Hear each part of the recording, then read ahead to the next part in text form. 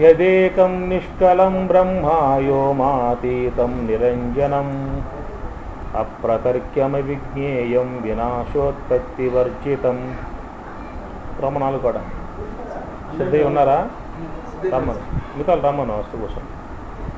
అప్రతర్క్యం అవిజ్ఞేయం వినాశోత్పత్తివర్జితం కైవల్యం కేవలం శాంతం శుద్ధమత్యంత నిర్మలం కారణం యోగ నిర్ముక్తం హేతు సాధనవర్జితం నిర్గుణం పరమం జ్యోతి అప్రమేయమనుత్తమం ఆద్యంతరహితం సూక్ష్మం శివం అద్వైతం అవ్యయం హృదయాంబుజమధ్యస్థం జ్ఞానజ్ఞేయస్వరూపకం తక్షణాదేవముచ్యేత యజ్ఞానాత్ బ్రూహి కేశవ. అర్జునుడు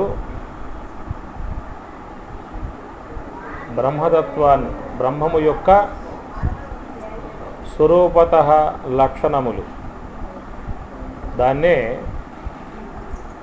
విధేయ విశేషణాలు, నిషేధ్య విశేషణాలు చెప్పని అంటారు. విధిముఖముగా చెప్పేటువంటి విధేయ విశేషణాలు, నిషేధముఖంగా చెప్పేటువంటి నిషేధ్య సంబంధ విశేషణాలు చెబుతారు. ఏకం అది విధిముఖంగా చెప్పే పదం అన్నమాట. బ్రహ్మ విధిముఖంగా చెప్పేటువంటి మాట.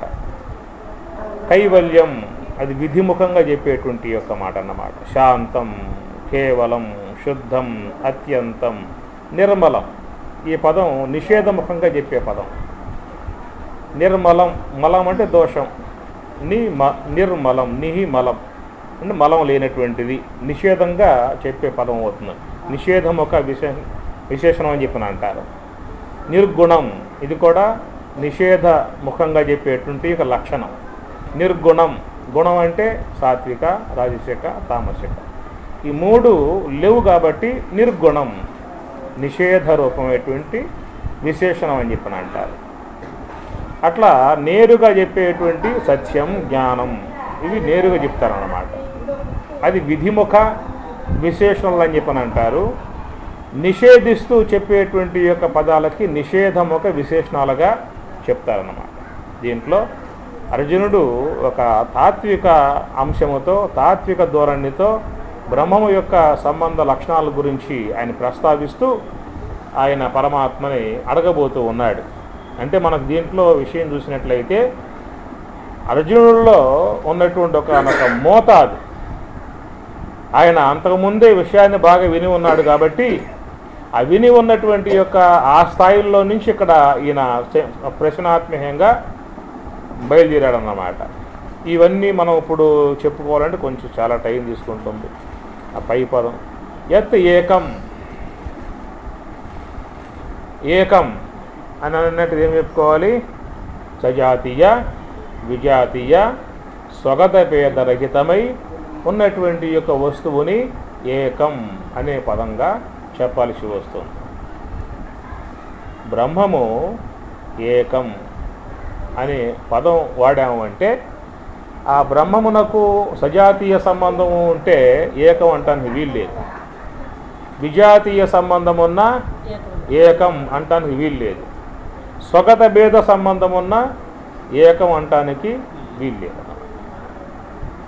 అయితే ఈ మూడింటి యొక్క సంబంధాలు లోక వ్యవహారంలో ఉన్నాయి.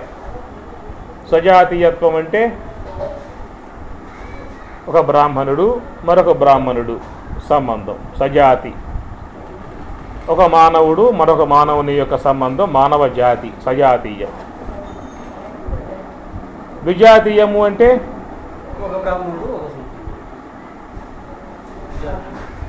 విజాతి అన్నప్పుడు ఒక పశువు ఒక మనుష్యుడు అక్కడ తీసుకోవాలన్నమాట. అక్కడ నువ్వు చెప్పిన ప్రకారంగా బ్రాహ్మణుడు శూద్రుడు అని అన్నట్లయితే అది కులపరమైనటువంటి యొక్క తేడా అవుతుంది. కానీ లక్షణపరముగా నీకు భేదం ఉన్నప్పుడే వేరు చేయబడతాయి. అది లక్షణపరంగా వేరు కావాలన్నమాట. ఇప్పుడు పశువు ఉన్నది, పశువు యొక్క లక్షణాలు వేరు, మనిషి ఉన్నాడు, మనిషి లక్షణాలు వేరు. ఆ లక్షణ భేదాన్ని బట్టి ఇది పశువు అన్నా ఇది మనిషి అని చెప్పి అన్నాం కాబట్టి అక్కడ విజాతీయత అనేది ఏర్పడింది. వాటిల్లో విజాతీయ సంబంధం లోకంలో ఉన్నది. లోకంలో సజాతీయత్వ సంబంధము ఉన్నది, విజాతీయత్వపు సంబంధము ఉన్నది. మూడవది స్వగత భేద సంబంధము ఉందన్నమాట. స్వగత భేదం అంటే ఏం చెప్పుకున్నాం? గతంలో ఏం చెప్పుకున్నాం దీని గురించి? స్వగత భేద సంబంధం గురించి ఏం చెప్పుకున్నాం? స్వగత తనలోనే ఉన్నటువంటి భేదాలు, తనలోనే ఉన్న భేదాలు. ఒక వృక్షం, ఆ వృక్షంలో కొమ్మలు అన్నాం, రెమ్మలు అన్నాం, ఆకులు అన్నాం, పూత అన్నాం, పిండి అన్నాం, కాయ అన్నాం. దాంట్లో ఉన్నటువంటి భేదాలే. కొమ్మలాగా పిండి లేదు, పిండిలాగా పూత లేదు, పూతలాగా కొమ్మ లేదు, కొమ్మలాగా రెమ్మ లేదు. ఒకే వస్తువులో చేరి ఉన్నటువంటి భేదాలు. ఒక దేహం తీసుకో, ఆ శరీరంలో కాలు, చెయ్యి, నోరు, చెవి, ముక్కు అని చెప్పాను. అంటే కాలులాగా చేయలేదు, చేయలాగా అవయవాల భేదాలు ఉన్నాయన్నమాట. అంటే ఒకే వస్తువులో ఉన్నటువంటి తేడా పాడాలు. దీన్ని స్వగత భేదము అని చెప్పి అంటారు. ఇప్పుడు 3 చెప్పుకున్నాం. ఏమిటా 3? సజాతీయ సంబంధము లోకంలో ఉన్నది, విజాతీయ సంబంధము లోకంలో ఉన్నది, స్వగత భేద సంబంధము లోకంలో చూస్తూ ఉన్నాం. ఇట్లా వ్యావహారిక పదార్థంలో ఉన్నటువంటి ఈ యొక్క తేడాల్లాగానే పారమార్థిక వస్తువులో కూడా ఉన్నదా అనేది ఇక్కడ అంశం. ఒకటి వ్యావహారికం, ఒకటి పారమార్థికం అన్నమాట. కాబట్టి రెండూ కూడా సత్యములుగా చెప్పుకొచ్చారు. వ్యావహారికంగా ఇది సత్యము, పారమార్థికంగా అది సత్యము అన్నారు. అందువల్ల వ్యవహారంలో ఉన్నప్పుడు పారమార్థికతను చొప్పింపజేయమాక అన్నారు. వ్యవహారంలో పారమార్థికాన్ని ప్రవేశింపజేయమాక అన్నారు. వ్యవహారమే, పారమార్థికం పారమార్థికం. ఏమన్నా అర్థమైందా? అన్వయించుకోవాలి చెప్తారు కదా, అన్వయించుకోవాలి కదా పారమార్థికాన్ని వ్యవహారికంలో అన్వయించుకోవాలనే కదా చెప్పేది. పారమార్థికమును వ్యవహారంలో వ్యవహరించే అవకాశం లేదని చెప్పి అన్నాడు. వ్యవహారంగానే చేయాలి. అమ్మను అమ్మలాగానే చూడాలి, భార్యను భార్యలాగానే చూడాలి, చెల్లెళ్ళని చెల్లెల్లాగానే చూడాలి. అక్కడ పారమార్థికం. అంతా బ్రహ్మమే కదా అని చెప్పనంటే వాడు కుదురుతుందా వ్యవహారము? అన్న, తమ్ముడు, చెల్లి, పరాయవాడు, పైవాడు, ఈ వ్యవహారం అంతా కూడా ఏది తినాలో, ఏది తినకూడదో, ఏది అనాలో, ఏది అనకూడదో, ఎక్కడికి పోవాలో, ఎక్కడికి పోకూడదో, ఎట్లా వ్యవహరించాలో, ఎట్లా వ్యవహరించకూడదో అనేదంతా వ్యవహారంలో అది అటు వేదాంతి అయినా పాటించాల్సిందే, అజ్ఞానైనా పాటించాల్సిందే. అది లేదు అంతా బ్రహ్మమే ప్రవర్తించేవనుకో జైల్లో బారేశ్రయించిపోయేవాడు. జైలు కూడా బ్రహ్మమేనాయా అక్కడే కొండమంటారు తప్ప. అందువల్ల వ్యవహారంలో పారమార్థికమును చొప్పించమాక. వ్యవహారముగా దర్శిస్తూ పారమార్థికాన్ని మనస్సులో దర్శించు. పారమార్థికాన్ని మనసులో దర్శించు. వ్యవహారం అనేది ఏంటంటే నియమ నిబంధనలతో రాయబడి ఉన్నది. ఒక ధర్మశాస్త్రాల ప్రకారంగా రాయబడి ఉన్నది. ఆ ఉన్నటువంటి యొక్క ధార్మిక విధానాన్ని ఎవరైనా పాటించాల్సి ఉంటుంది. రమణ మహర్షి అయినా, ప్రతాపురైనా, పరమహంస అయినా, లక్ష్మణారులైనా వ్యవహారం వచ్చిన వ్యవహారంగానే జరపాల్సి ఉంటుంది అంతే. అక్కడ పారమార్థికం వ్యవహరింపజేస్తాను అని చెప్పానంటే నీ డబ్బు నా డబ్బు ఏముందా, అంతా బ్రహ్మం అని చెప్పాను.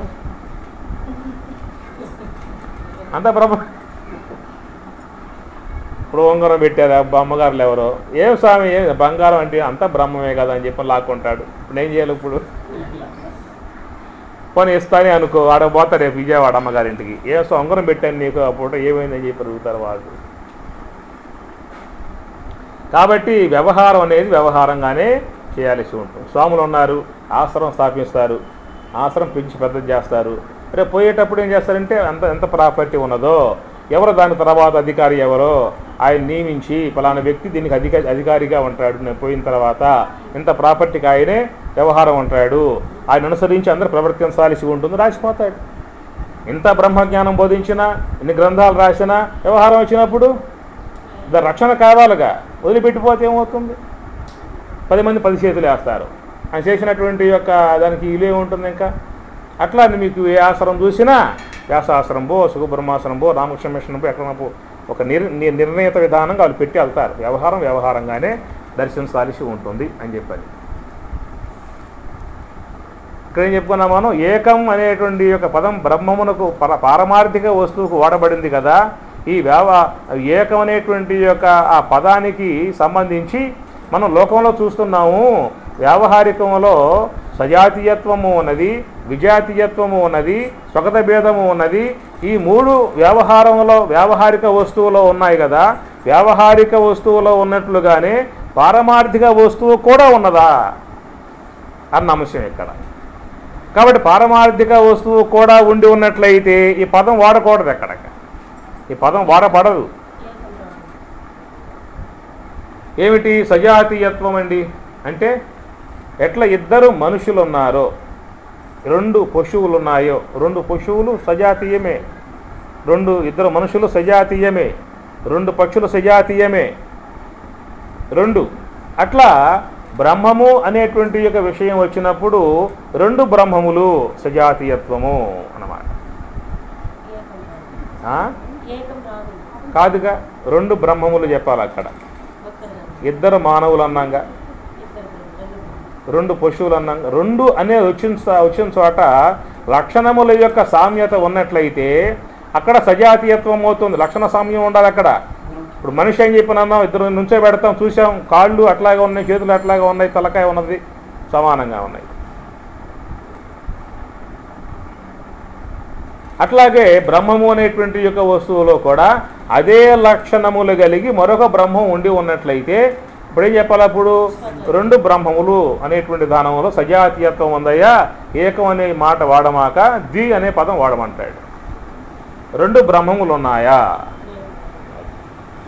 2 బ్రహ్మములు లేవు అని చెప్పాలి.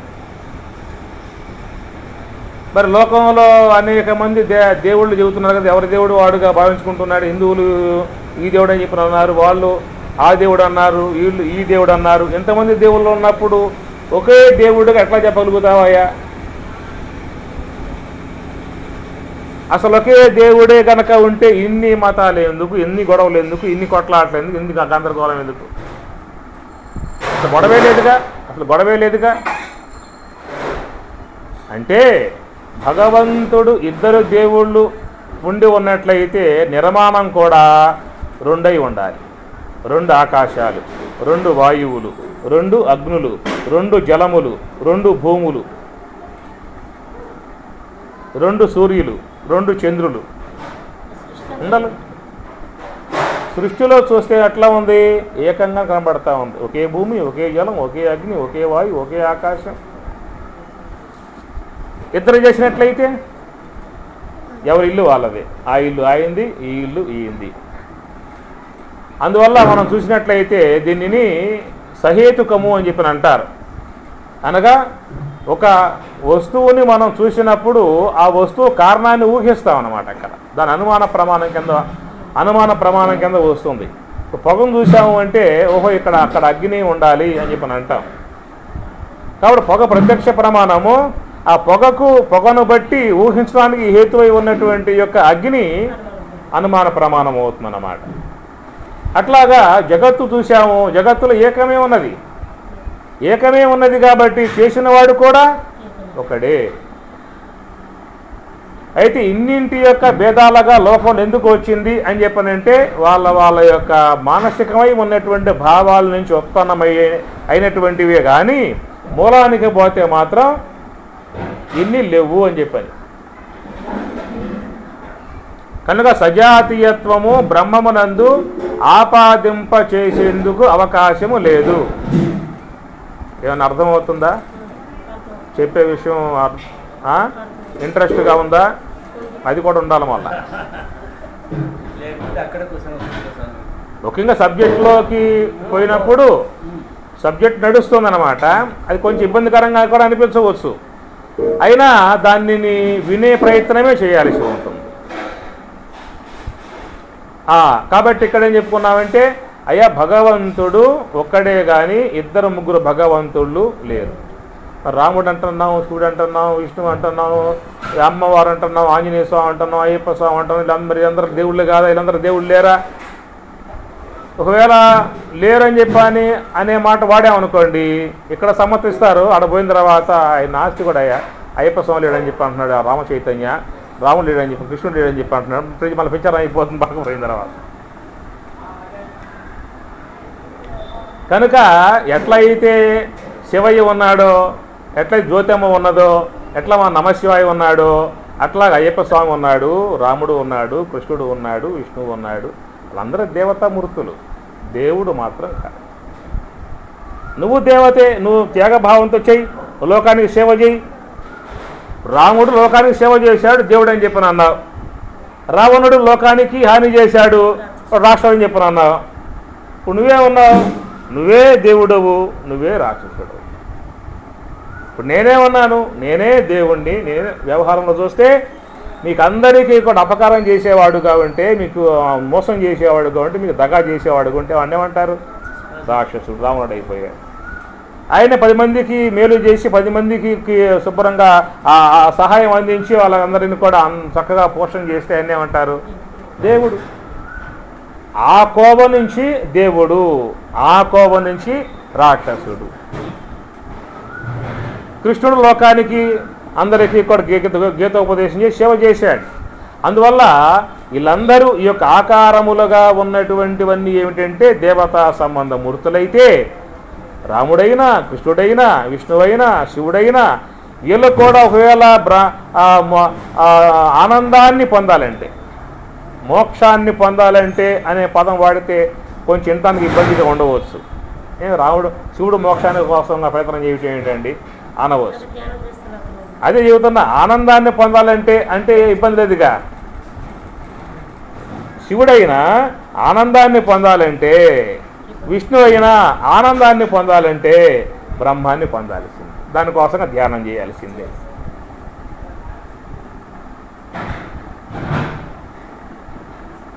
అదే మోక్షం. ఆనందాన్ని పొందడమే మోక్షం. మరొక పదంలో చెప్తే మోక్షం అన్నమాట.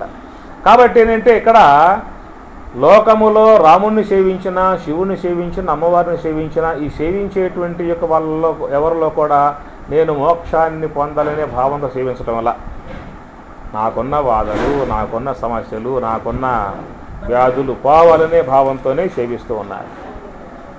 కాబట్టి వాళ్ళు బ్రహ్మజ్ఞానమును, తాత్విక అంశములను అధ్యయనం చేసి వాళ్ళు సేవిస్తున్నారా అని చెప్పనంటే అవి అధ్యయనం చేసి సేవించడం లేదు. లోకములో చెప్పినటువంటి యొక్క మాటలు అనుసరించి వాళ్ళు సేవించారు, వాళ్ళకి బాధలు పోయినాయి, మేము కూడా సేవిస్తే మా బాధలు కూడా పోతాయి అన్న ఒక విశ్వాసంతో, ఒక నమ్మికతో పోయి ఎక్కడ సేవిస్తూ ఉన్నాడు. దీనికే కృష్ణుడు గీతలో మాట వాడతాడు. అంతవత్తు ఇమే తేషాం తద్భవతి అల్పమేధసాం అంటాడు. యో యో యాం యాం తనుం భక్త శ్రద్ధయార్చితం ఇచ్చతి. యో యో యాం యాం తనుం భక్త ఎవరైతే భక్తుల ఏ తనువుని, ఏ శరీరాన్ని, ఏ దేవతని ఆరాధన చేస్తూ ఉన్నారో అలా ఆరాధన చేసేటువంటి యొక్క విధానం అంతా కూడా ఆయా దేవతల ద్వారా పొందేటువంటి ఫలితములు కూడా అంతవత్తు ఫలం ఏతేషాం, అంతవత్తు నశించేవిగా ఉన్నాయి అన్నాయి. అయితే నశించేటువంటి ఫలములు కలిగి ఉన్నటువంటి యొక్క విధానంలో ఎందుకయ్యా వాళ్ళు ఆ విధంగా సేవిస్తున్నారు అని చెప్పనంటే అల్పమేధసాం. అల్పమేధస్సు అంటే వాళ్ళ యొక్క అవగాహన లేదు. అంటే మహాత్ముల ద్వారా తాత్విక సంబంధమై ఉన్నటువంటి అంశములను అధ్యయనం చేసి ఉన్నట్లయితే వాళ్ళకి చక్కటి అవగాహన ఏర్పడుతుంది. కాబట్టి వాళ్ళు ఏ మార్గంలో పోవాలో ఆ మార్గంలో పయనిస్తారు. గురువు వాళ్ళకి ఆ యొక్క సజెషన్ ఇచ్చాడు. కాబట్టి అలాంటి తాత్విక సంబంధమై ఉన్నటువంటి అంశములు అధ్యయనం చేసి ఉండలేదు. కాబట్టి లోకంలో ఒక ఒరవడి, ఒక విశ్వాసం, ఒక భక్తి విధానం పోతుంది. కాబట్టి ఆ విధముగా పోయేటువంటి వాళ్ళు ఉన్నారు. కాబట్టి అలాగా పోయేటువంటి వారి విధానం ఏంటంటే అల్ప మేధసాం అని చెప్పి అన్నారు. అక్కడ మనం తప్పని కొట్టేయటం వల్ల, దాని దగ్గర పోమాక అని చెప్పి అనటం వల్ల మనం విషయాన్ని విశ్లేషించుకుంటున్నాం అంతే. పోవటం అది నీ ఇష్టం, పోకపోవటం అది నీ ఇష్టం. ఉన్న విషయాన్ని అవగాహన చేసుకోనేది ముఖ్యంగా చేయాల్సి ఉంటుందన్నమాట. అక్కడ పెద్ద నుయ్యి ఉన్నదయ్యా, ఆ దాంట్లో దూకితే ప్రమాదం వస్తుంది, మునిగిపోతే ప్రాణాపాయం అవుతుంది అన్న విషయం చెప్పుకుంటాం. దుగుతావో మానుకుంటావో నీ ఇష్టం. అది ఇదే అంతే, ఒక అవగాహన గురువు ఇస్తాడంతవరకే. కృష్ణుడు ఏమన్నాడు? యథా ఇచ్చేసి తదా కురు. నీకు ఎలాంటి అవగాహన కావాలో అవగాహన ఇచ్చేశా. ఆ తర్వాత నీ మతికి నీ మనసుకి ఏం తోస్తుందో అది చేసుకొని ఇష్టమేట. అంతే గురువు ఇచ్చేది కూడా. అందుచేత మరి వీళ్ళందరూ దేవుళ్ళు కాదా అని చెప్పానంటే ఎంతమంది దేవుళ్ళు చెప్పి శాస్త్రం ఒప్పుకోదు అసలు ఈ మాటకే. నువ్వు చెప్పినా ఉపనిషత్తు ఆ మాట ఒప్పుకోదు. దేవుడు అంటే ఒక్కడే, అదే బ్రహ్మ పదార్థము, విశ్వవ్యాపకమై ఉన్నటువంటిది, దాని సత్య పదార్థము అన్నారు. కాలము చేత కానీ, దేశము చేత కానీ, అవస్థల చేత కానీ, వస్తుకృత అవస్థాకృత కాలకృత దేశకృత అవస్థాకృత వస్తుకృత రహితమై ఉన్నటువంటి యొక్క వస్తువునే సత్య వస్తువు అంటారు. దేశము చేత విభజింపబడనిది, కాలము చేత అంతము కానిది, అవస్థల చేత పరిచ్ఛిన్నం కానిది, వస్తువుల చేత విచ్ఛిన్నం కానిది సత్య పదార్థము అన్నారు. ఇప్పుడు దేశం తీసుకుంటే ఏమవుతుంది? మనకి ఆ మల్లికార్జున స్వామిని చూసే ఉద్దేశం ఉంటే అక్కడికో పోవాలి. విశ్వేశ్వరుని చూసే ఉద్దేశం ఉన్నట్లయితే కాశీకి పోవాలి. బద్రీనాథ్ను చూసే ఉద్దేశం ఉంటే బదరికి పోవాలి. బ్రహ్మమును చూసే ఉద్దేశం ఉంటే ఎందువల్ల అంటే బ్రహ్మము దేశ విచ్ఛేదకృతం కాదు కాబట్టి అంతటా ఉందన్నమాట. అది దేశం చేత పరిచ్ఛిన్నమయ్యింది, కాలము చేత పరిచ్ఛిన్నమైంది. ఒకప్పుడు రాముడు ఉన్నాడు అన్నారు, కృష్ణుడు ఉన్నాడు, ఇప్పుడున్నాడా? శారీరకంగా లేడు. పారమార్థికంగా బ్రహ్మంతో చూస్తే ఉన్నాడు, కానీ దేహరూపకంగా చూస్తే అప్పుడే దేహాన్ని ఆయన సరినదిలో త్యాగం చేశాడు. అది కాల పరిచ్ఛేదం. దేహం కాల పరిచ్ఛేదం, కాలం ఉండదు. అవస్థా పరిచ్ఛేదం అంటే అర్థమవుతుంది మాటలో. అవస్థా పరిచ్ఛేదము అంటే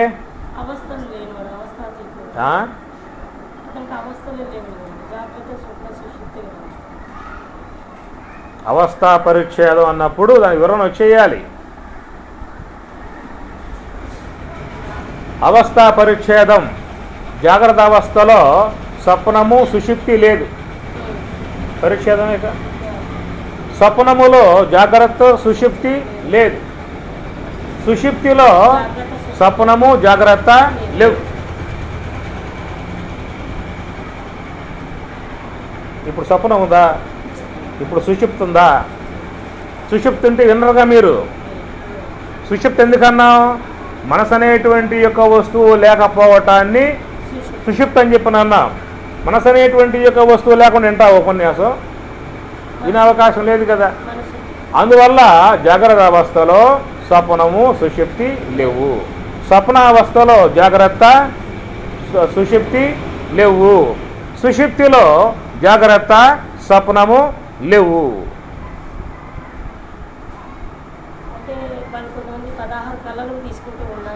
ఏమ్మా? జాగ్రత్తలో జాగ్రత్తలో స్వప్నం, జాగ్రత్తలో సుషుప్తి. ఆ విషయాలు వేరు అక్కడ. దీనికి దాని సంబంధం లేదు. జాగ్రత్తలో సుషుప్తి అని చెప్పండి, ఏం చెప్పుకున్నాం? ఇప్పుడు ధ్యానం చేస్తూ ఉన్నాడు, నిద్రపోతూ ఉన్నాడు, అది సుషుప్తి. అసలు అక్కడ కూర్చుని నిద్రపోతూ ఉన్నాడే. మామూలుగా పుడుకుని నిద్రపోవడం లోకంలో అందరూ చేసే పని. ఇక్కడ కూర్చుని నిద్రపోతూ ఉన్నాడు అంటే జాగ్రత్తలో ఉన్నట్లుగా కనబడుతుంది చూసే వాళ్ళకి. ఓడంది ఎక్కడ? సుషుప్తిలో ఉన్నాడు అన్నమాట.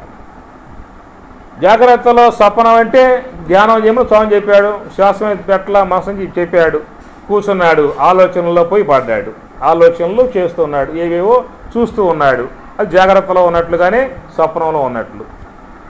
జాగ్రత్తలో జాగ్రత్త అని చెప్పానంటే గురువు ఏ యొక్క లక్ష్యాన్ని సూచించాడు, ఏ శ్వాసను గమనించమని చెప్పాడో అదే శ్వాస మీద తదేకంగా దృష్టి పెట్టి ఉన్నట్లయితే జాగ్రత్తలోని జాగ్రత్త అవుతుంది. అది దానికి సంబంధించిన విషయం. ఇది ఇక్కడ వేరన్నమాట.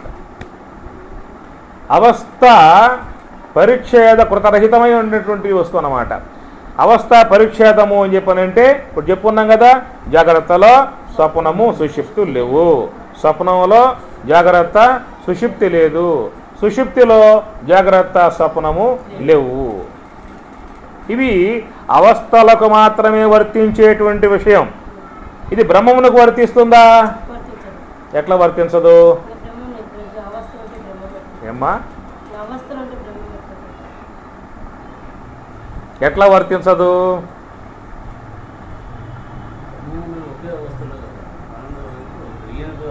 కాబట్టి మీ మాటల్లో స్పష్టత లేకపోయిందని చెప్పనంటే ఆ యొక్క ఆ విషయాలలో మీకున్నటువంటి వీక్నెస్ అన్నమాట.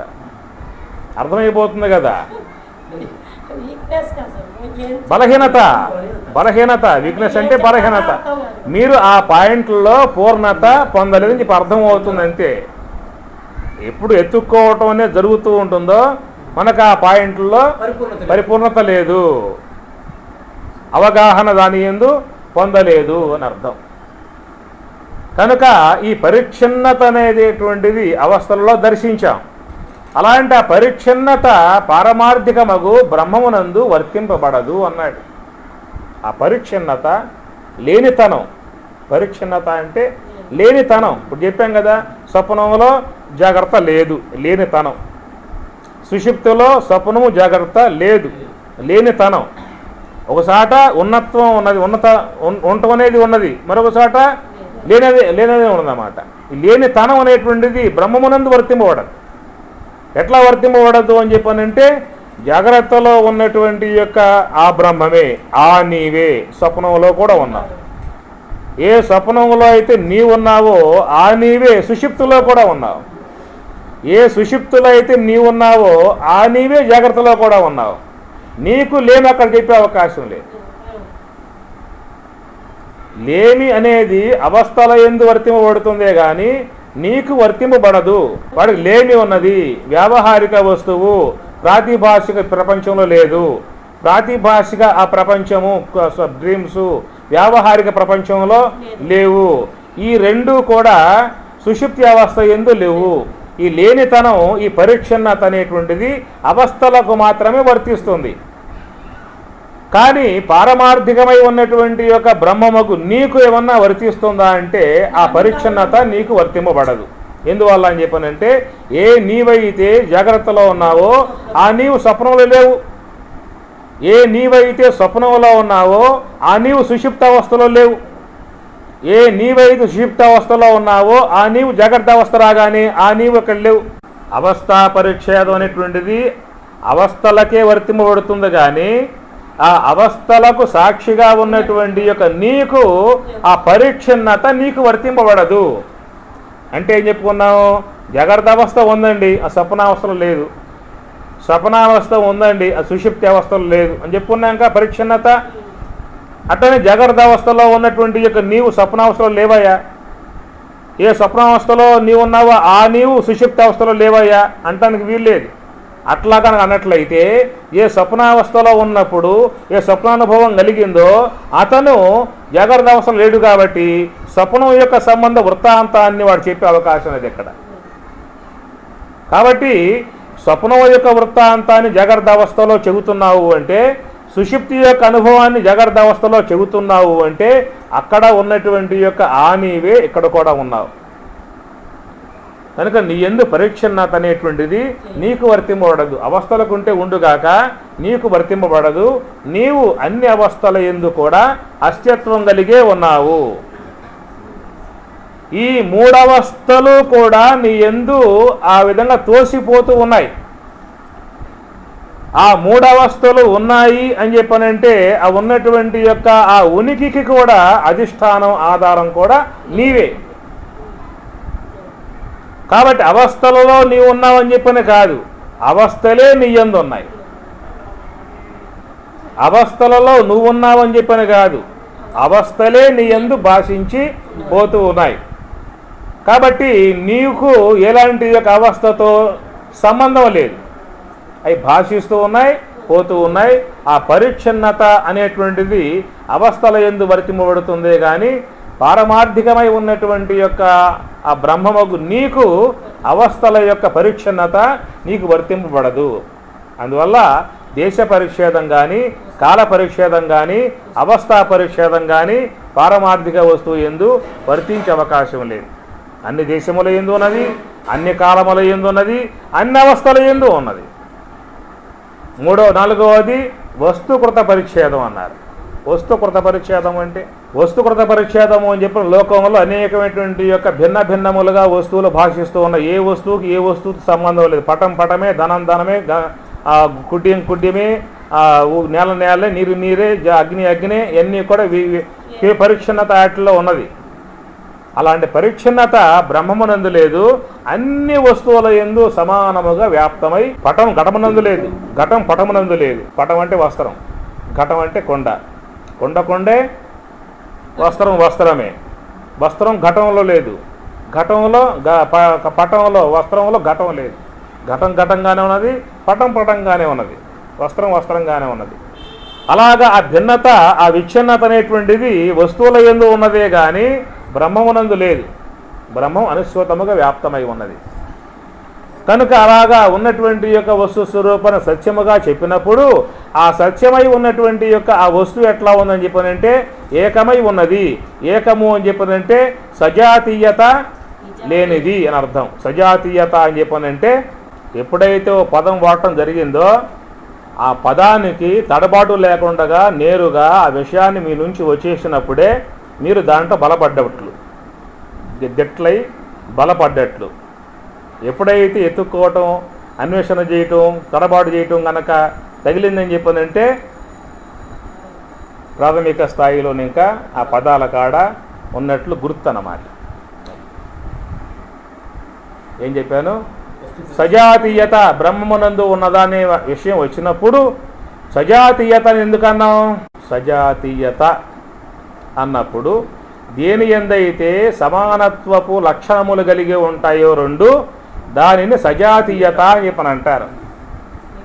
సమానమైనటువంటి యొక్క ధర్మములు, సమానమైనటువంటి యొక్క లక్షణములు రెండింటి యందు సమానముగా ఉన్నప్పుడు దానికి సజాతీయత అని చెప్పని అంటారు. ఏ వస్తువుల యందైతే లక్షణముల యొక్క భేదములు కలిగి రెండు ఉంటాయో దానిని విజాతీయత అని చెప్పని అంటారు. కాబట్టి వస్తువు నుంచి మరొక వస్తువును వేరు చేశావంటే దేన్ని బట్టి వేరు చేశావు? లక్షణాన్ని బట్టి వేరు చేశావు అన్నమాట. అందువల్ల వీడు మానవుడే అని చెప్పినా ఎందుకన్నావు? లక్షణ భేదం లేదు, లక్షణ భేదం లేదు. చూశారు, ఆయనకు 4 కాళ్ళు, వీడు 3 కాళ్ళు, వాడు 4 చేతులు, వీడికి 5 చేతులు ఉంటే అప్పుడేం చేస్తారు? ఏదో ఇంకో రకం అయిపోతుంది అక్కడ. అందువల్ల ఒకే ఒక్క లక్షణాలు కలిగి 2 పదార్థాలు ఉన్నప్పుడు ఈ రెండు కూడా ఒకటే అని చెప్పని అంటారు. గ్లాసులు నీరు పోసాం, దీంట్లో నీరు పోసాం, ఈ రెండు ఏమిటని చెప్పని అన్నాం? రెండు కూడా రెండు నీరే, ఒకటేనా అని చెప్పని అన్నాను. రెండు ఒకటే. తాగి చూడమా అని చెప్పని అన్నాను. నోట్లో పోసుకున్నారు, ఒకటేమో ఉప్పగా ఉన్నది, ఒకటేమో తీయగా ఉన్నది. రెండు ఒకటేనా అని చెప్పి అడిగాను. వేరు అన్నారు. దేన్ని బట్టి చెప్పారు అక్కడ? దేన్ని బట్టి చెప్పారు అక్కడ? గుణాన్ని బట్టి. అది ద్రవ్యాన్ని బట్టి కాదు. ద్రవ్యం ఒకటే, గుణభేదాన్ని బట్టి అయ్యా ఈ జలం తాగమాక, ఈ జలం తాగు, తీపి జలం తాగు, ఉప్పు జలం తాగమాక. అందువల్ల 2 పదార్థాలు వేరవుతున్నాయి అని చెప్పనంటే ఆ వేరు కావటానికి గల విధానం ఏంటంటే లక్షణ భేదం అన్నా ఉండాలి, గుణభేదం అన్నా ఉండాలన్నమాట. అట్లాగా 2 బ్రహ్మములు ఉన్నాయి అనేటువంటి యొక్క మాట వాడినట్లయితే అక్కడ ఏమొస్తుంది? గుణము అని ఎందుకు అంటాం, లక్షణం ఎందుకు అంటాం అని చెప్పనంటే నిత్య విశేషణాన్ని లక్షణం అంటారు, అనిత్య విశేషణాన్ని గుణము అంటారు. అది గుర్తుపెట్టుకోండి. అందువల్ల బ్రహ్మమునందు ఉన్నటువంటివి నిత్య విశేషణాలు, అనిత్య విశేషణాలు కాదు. బ్రహ్మములో ఆనందము అనేది అనిత్య విశేషణము అన్నాం అనుకో గుణం అవుతుంది అది. అంటే బ్రహ్మమునందప్పుడు ఒకప్పుడు ఒక ఆనందం ఉంటుంది, మరొకప్పుడు దుఃఖం కూడా ఉంటుంది చెప్పాల్సి వస్తున్నప్పుడు. అందువల్ల బ్రహ్మములో ఆనందము అనే చెప్పినప్పుడు ఆ ఆనందమే స్వరూపముగా ఉన్నటువంటిది. ఆనందమయోభ్యాసాత్ బ్రహ్మసూత్రం. ఆనందమయ, ఆనందమే మయముగా ఉన్నటువంటి వాడు.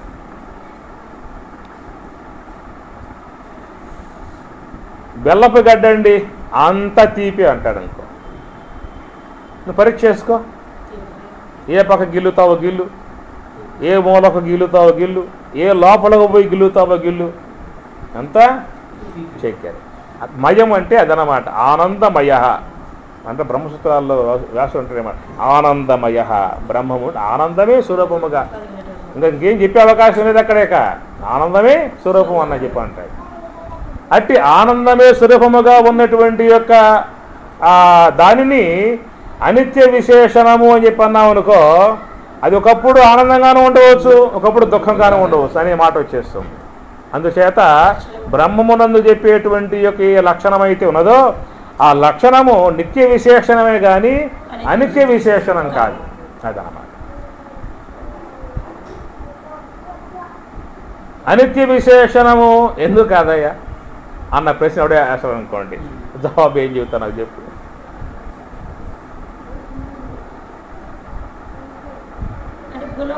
అంటే లక్షణములు అనేటువంటి పర్మనెంట్ గా ఉంటాయి, గుణములు అనేటువంటి మార్పు చెందుతూ ఉంటాయి. ఒక ఉండే అవకాశం లేదు. అది గుణం అనేది లక్షణం అంటే అది ఇప్పుడు బెల్లం చెప్పారు, ఎప్పుడు తీపెట్టి తీపేయాలి, దాంట్లో మారే అవకాశాలు లేవు.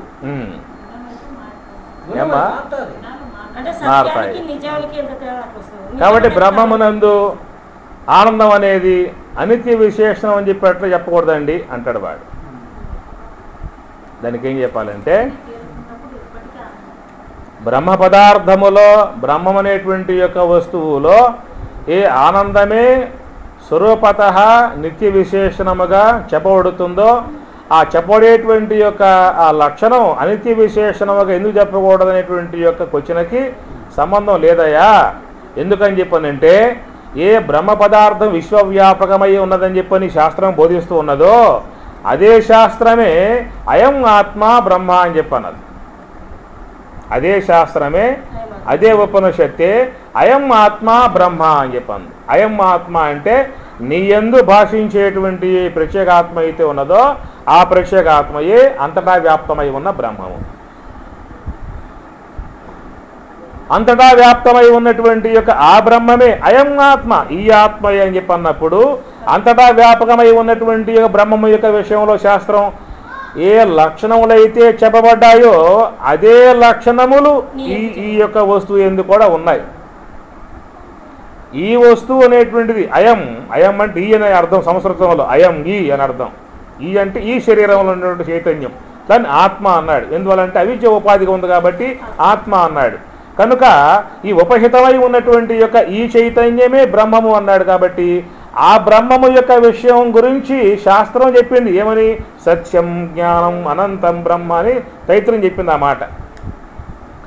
కాబట్టి సశాస్త్రీయముగా ఉపనిషత్తులలో ఆ బ్రహ్మమును గురించి ఏం చెప్పిందో లక్షణాలు, ఆ బ్రహ్మమే ఈ ఆత్మ అని చెప్పి అన్నాడు. కాబట్టి ఆ బ్రహ్మములో ఏ లక్షణాలు అయితే ఉన్నాయో అవి కూడా దీంట్లో సమగ్రంగా అదే లక్షణాలకు ఇది ఉన్నది. అదే లక్షణాలతో ఇది ఉన్నది కాబట్టి అయం ఆత్మ బ్రహ్మం చెప్పాల్సి ఉంటుంది. దాని లక్షణాలు వేరు, దీని లక్షణాలు వేరు అని చెప్పి అన్నట్లయితే అయం ఆత్మ బ్రహ్మని వాడటం ఇక్కడ ఉంటుందన్నమాట. కాబట్టి బ్రహ్మము అనేటువంటి పదార్థములో ఉన్నటువంటి ఆనందత్వపు లక్షణము నిత్య విశేషణము అనేటువంటి యొక్క మాటకి అనిత్య విశేషణం ఎందుకు కాకూడదనే ప్రశ్నకి జవాబు ఏంటని చెప్పానంటే, లోకంలో ఎవడైనా నాకు దుఃఖం కావాలని చెప్పి అంటూ ఉన్నాడా?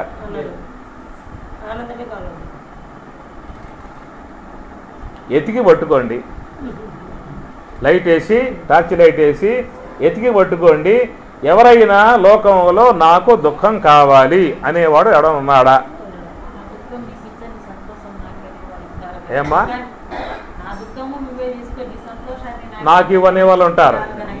అది ఎవరు ఉండరు. కనుక ఏమిటంటే ఇక్కడ ఎవరైనా లోకంలో దుఃఖపడుతూ ఉంటే ఆశ్చర్యం. ఎందుకమ్మా దుఃఖపడుతూ ఉన్నావు, ఎందుకమ్మా ఏడుస్తూ ఉన్నావు, ఆ బాధలే ఉండవులే అమ్మ, పోతేలేమ్మా, ఆ పొయ్యే మార్గం మీద మేము కూడా మీకు సహాయంగా ఉంటాం అంటారు కదా లోకం. మంచి మనసు గలవాళ్ళు అదే మాట అంటారులే. చెడ్డగున్న విషయం పక్కన పెట్టేయండి. సాధారణంగా ఎవరైనా విరుగు పొరుగు అని చెప్పి అన్నప్పుడు దుఃఖాలు వస్తే ఎడో మాకమ్మా ఎల్లకాలం ఉండదు, దుఃఖం పోతుంది, ఆ దుఃఖం ఏంటి చెప్పు, మాకు కూడా మేము కూడా దాన్ని తీర్చే ప్రయత్నం చేస్తాం, ఆదుకుంటాం కథ. కనుక ఎదుటి వ్యక్తికి దుఃఖం వస్తే అందరూ ఆశ్చర్యపడతారు. ఎందుకు దుఃఖం వచ్చింది నీకు అని చెప్పని అంటారు, నీకెందుకు దుఃఖం వచ్చిందని చెప్పని అంటారు. అదే కనుక ఎవరైనా ఆనందంగా ఉంటే ఎందుకు ఆనందంగా ఉన్నారో నువ్వు అని ఆశ్చర్యపడతావా? ఎందుకు ఆనందంగా ఉన్నారో నువ్వు అడుగుతారా? నీ ఆనందాన్ని పోగొట్టుందని నీ ప్రయత్నం చేస్తా అని చెప్పని అంట. అట్లా అంటే ఇల్లు కొంటారా? పట్టు కొట్టరామని. కాబట్టి ఆనందంగా ఉంటే ఆశ్చర్యం కాదు, ఆనందంగా ఉంటే నేను పోగొడతా అని చెప్పి ఎవడు అన్నాడు. ఎందుకంటే ఆనందం ప్రతి ఒక్క వ్యక్తి యొక్క స్వరూపత లక్షణం కాబట్టి ఆనందంగానే ఉండాలి. ఆనందంగా ఉంటే అందరికి కూడా ఆనందం. అందుచేత లోకములో ప్రతి ఒక్క ప్రాణి కూడా ఆనందాన్ని ఎల్లకాలముల యందు అపేక్షిస్తున్నాడు అని చెప్పనంటే బ్రహ్మమునందు ఉన్నటువంటి ఆనందత్వపు లక్ష్యం నిత్య విశేషణం. నువ్వు బాల్యంలో ఉన్న ఆనందాన్ని కోరతావు, యవనంలో ఉన్న ఆనందాన్ని, వృద్ధాప్యంలో ఉన్నా కూడా ఆనందాన్ని కోరతావు, జాగ్రత్తల్లో ఉన్నా ఆనందాన్ని కోరతావు, స్వప్నావస్థలో ఉన్న ఆనందాన్ని కోరతావు, దుఃఖాన్ని కోరుకోడు. అందుచేత ప్రతి ఒక్క ప్రాణి కూడా నిరంతరముగా అన్ని కాలముల యందు, అన్ని దేశముల యందు, అన్ని అవస్థల యందు ఆనందంగా ఉండటమే ఆ ప్రధానాంశముగా ఉంది. కాబట్టి బ్రహ్మం అనేటువంటి పదార్థం నిత్య విశేషణం. దాంట్లో నిత్య విశేషం, అది అనిత్య విశేషణం కాదు. ఒకవేళ బ్రహ్మములో ఉన్నటువంటి యొక్క ఆనందం అనిత్య విశేషణమయ్యే ఉందనుకోండి, లోకంలో మానవులు కాసేపు ఆనందపడాలని చెప్పేసి అని, కాసేపు దుఃఖపడాలని చెప్పి అనుకుంటూ ఉంటారు. ఎందువల్ల బ్రహ్మము నువ్వే కదా, బ్రహ్మము యొక్క అంశం నువ్వే కదా. ఆ బ్రహ్మములో ఉన్నటువంటి యొక్క ఆనందత్వపు లక్షణం అనిత్యమై ఉందనుకోండి, అదే అంశంతో నువ్వు ఉన్నావు కాబట్టి నువ్వేం కోరుకుంటావు? నువ్వు కూడా కాసేపు ఆనందంగా ఉండాలి, కాసేపు ఏడుస్తూ ఉండాలి. కోరుకుంటారా?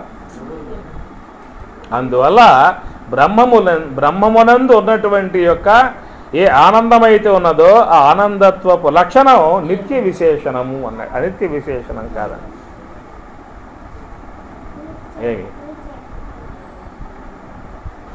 ఏం చెప్పుకుంటున్నావు ఇప్పుడు? సజాతీయత్వం అంటే ఏమిటని ప్రశ్నేశ మిమ్మల్ని. సజాతీయత్వం అంటే ఏమిటాయా అని చెప్పానంటే ఏ యొక్క లక్షణములు మరొక దాని సమానత్వం కలిగి ఉన్నాయో ఆ సమానత్వం కలిగి ఉన్నటువంటి యొక్క వస్తువులు రెండు ఉన్నట్లయితే దాన్ని సజాతీయత్వపు విధానంగా చెప్పాల్సి వస్తుంది అన్నారు.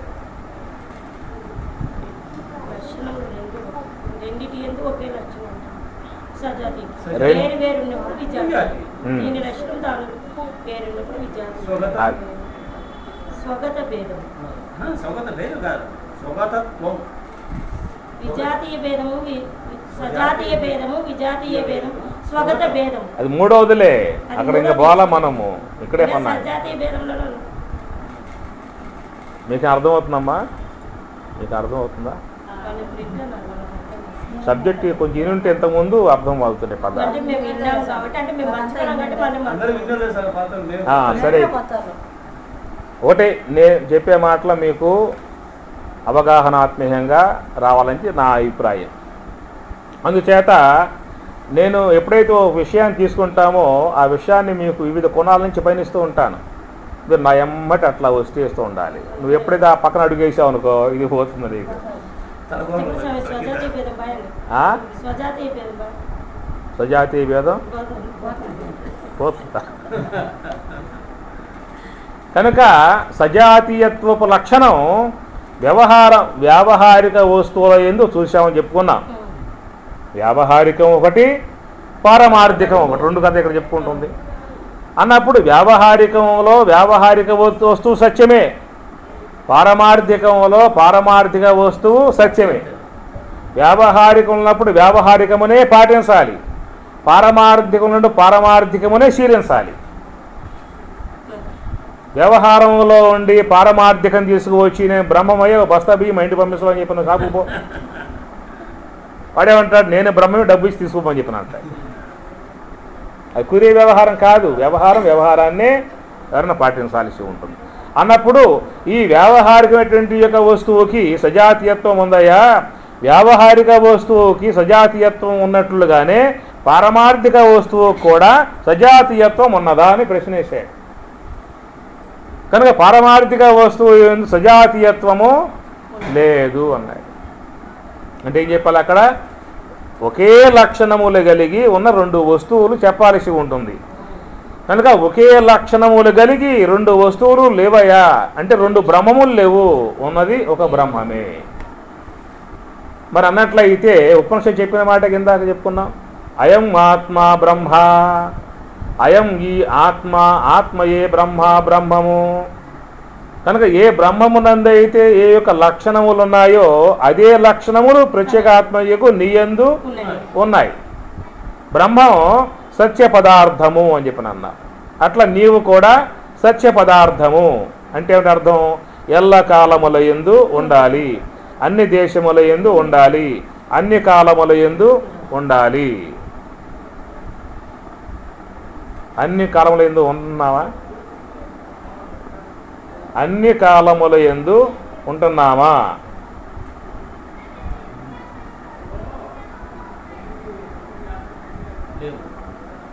ఏమంట? అంటే నేను ఆనందమయ స్వరూపం అన్ని కాలంలో ఉన్నాను కదా, నేను అంటే నేను ఉన్నాను. దేహపరంగా తీసుకుంటే ఉండవు, కానీ ఆనంద బ్రహ్మ సిద్ధ బ్రహ్మ నేను అన్నప్పుడు అంతటి ఉన్నాం కదా, ఆ పరమాత్మే ప్రత్యేకాత్మ ఆత్మస్వరూపం. కాబట్టి అన్ని కాలముల యందు ఉన్నావా? ఉన్నాను. అది నిన్న ఉన్నావా? ఉన్నాను. ఈ పూట ఉన్నావా? ఉన్నాను. రేపు ఉంటావా? ఉంటాను. పోయిన వారంలో ఉన్నావా? ఉన్నాను. ఈ వారంలో ఉన్నావా? రాబోయే వారంలో ఉంటావా? పోయిన నెలలో ఉన్నావా? 100 ఏళ్లకు పూర్వం ఉన్నావా? ఈ 100 ఏళ్ళ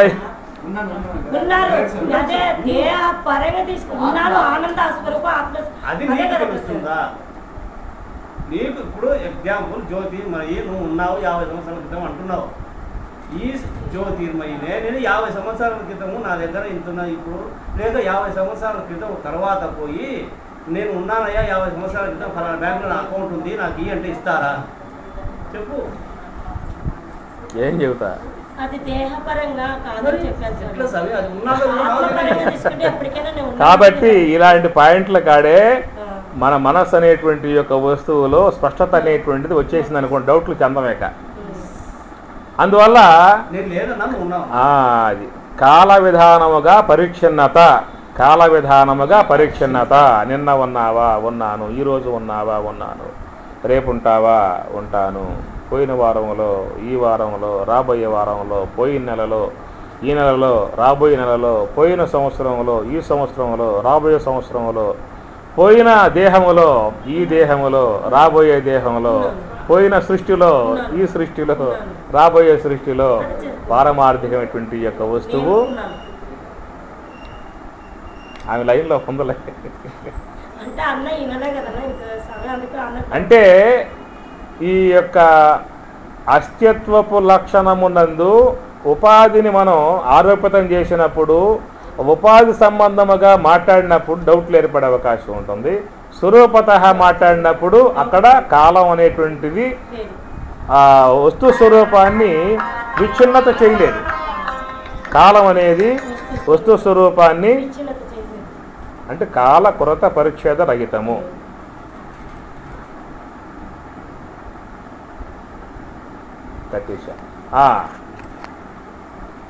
అందుచేత ఇక్కడ ఏం చెప్పుకుంటున్నామని చెప్పానంటే, ఏ నేను అనేటువంటి యొక్క ఒక ప్రత్యేగాత్మగా చెబుతూ ఉన్నామో ఆ ప్రత్యేగాత్మ యందు సత్యం, జ్ఞానం, అనంతం, ఆనందం బ్రహ్మములో చెప్పేటువంటి యొక్క లక్షణాలే అయం ఆత్మ బ్రహ్మ ఇక్కడ కూడా వర్తింపబడాలి. సత్యం అన్నప్పుడు అన్ని కాలముల యందు ఉండుట. ఇదంతా వచ్చేస్తుందన్నమాట. సత్యం జ్ఞానం. జ్ఞానం అంటే తెలియటము. కనుక జాగ్రత్త అవస్థలో ఉన్నప్పుడు తెలుసుకుంటూ ఉన్నాను. స్వప్నావస్థ నిద్రావస్థకు పోగానే తెలుసుకుంటున్నా జాగ్రత్త అవస్థకు తెలుసుకుంటూ ఉన్నాను. నిద్రావస్థకు పోగానే తెలుసుకుంటున్నాను. తెలిసేది స్వప్నం తెలియబడుతుంది. లేకుండా పోతుంది. స్వప్నం తెలియబడుతుంది సార్. ఆడ తెలుసుకుంటున్నావు కదా నేనే ఉండి. అది చదువు తర్వాత. ఏమ్మా ఉపాధిగా ఉన్నప్పుడు మీరు చెప్పిన పాయింట్లు ఇందులో సాధించిన వివరణ ఇది. ఉపాధిగా ఉన్నప్పుడు అయితే సరే ఉన్నాము. ఉపాధి అనేది లేకపోతే ఎక్కడ ఉన్నావు లేదు కదా జ్ఞానం. అందుచేత సృష్టించినప్పటి నుంచి ఉన్నాం శివయ్య సరే సార్ పాయింట్లు వస్తున్నారులే, మీకు అర్థమవుతున్నాయి కొన్ని పాయింట్లు బాగా పర్వాలా. అందువల్ల జాగ్రత్త అవస్థలో తెలుసుకుంటూ ఉన్నాను. జాగ్రత్త అవస్థని తెలుసుకుంటూ ఉన్నాను. స్వప్నావస్థని తెలుసుకుంటూ ఉన్నాను. సుషుప్తి అవస్థని తెలుసుకుంటూ ఉన్నాను. తెలుసుకున్నాను కాబట్టే ఇది జాగ్రత్త అవస్థ అనగలిగాను. తెలుసుకుంటున్నాను కాబట్టే ఇది స్వప్నం అని చెప్పి అనగలిగాను. తెలుసుకున్నాను కాబట్టే సుషుప్తి అని చెప్పగలుగుతాను అక్కడ. కనుక తెలుసుకొనుట, తెలియబడుట. తెలియబడుట అనే అంశము అవస్థల యందు ఉంటుంది. తెలుసుకొనుట అనే అంశము స్వరూపమునందు ఉంటుంది. కనుక స్వరూపమునందు ఉన్నటువంటి యొక్క తెలుసుకొనుట అనేటువంటి యొక్క విధానము తెలియబడేటువంటివన్నీ కూడా తెలియబడుతూ ఉంటాయి, కొన్ని తెలియబడకుండా పోతూ ఉంటాయి కొన్ని. కానీ తెలుసుకోవటం అనేటువంటిది మాత్రం ఒకప్పుడు ఉండటం, ఒకప్పుడు లేకపోవటం అనేటువంటిది మాత్రం ఉండదు. కాబట్టి నీకు నిద్రపోవటం అనేటువంటిది ఉన్నదా అన్నట్లయితే నీవు ఇంతవరకు నిద్రపోయిందంటూ లేదు. పుట్టిననాటి నుంచి ఇంతవరకు నీవు నిద్రపోయిందని చెప్పనంటూ లేదు. ఇప్పుడు అవగాహన అందనటువంటి వాళ్ళు ఏమంటారంటే ఈయన పిచ్చాయనలాగా ఉన్నాడే, ఈ నిద్రపోవటం లేదా సార్, మమ్మల్ని లేదో అన్నాడు పిచ్చోళ్ళం కాబట్టి కూస్తున్నామని చెప్పేసి అని ఈ నిద్రపోడా.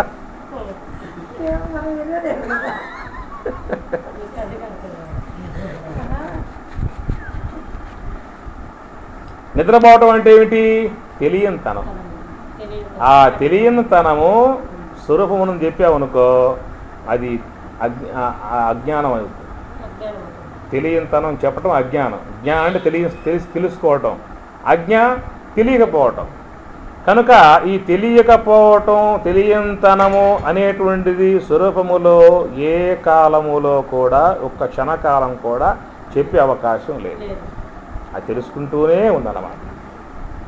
జాగ్రత్త వచ్చింది, తెలుసుకుంటా ఉంది, అది పోయింది. స్వప్నం వచ్చి దిగింది, అది తెలుసుకుంటా ఉంది, అది పోయింది. సుషుప్త అవస్థ దిగింది, అది తెలుసుకుంటా ఉంది, అది పోయింది. అలా జాగ్రత్త అవస్థ వచ్చింది. ఈ తెలియటం అనేటువంటి లక్షణం నిత్యత్వపు లక్షణం. అది ఎప్పుడూ కూడా దాంట్లో తొలగిపోయేదంటూ ఉండదు. ఎట్లా బ్రహ్మమునందు ఆ జ్ఞానత్వపు లక్షణం ఉన్నదో ఆ లక్షణం అయం ఆత్మ బ్రహ్మ అన్నాడు కాబట్టి నీయందు కూడా ఆ తెలుసుకోవటం అనేటువంటి యొక్క లక్షణం ఎల్లప్పుడూ ఉంటుంది. నిద్రపోవటం అనేటువంటిది అవస్థల యొక్క పరిధిలో మాట్లాడే మాటే కానీ స్వరూపతః నీయందు వర్తింపబడేటువంటి మాట మాత్రం కాదు. అర్థమైందా? ఎంతవరకు మీరు ఎప్పుడు నిద్రపోయింది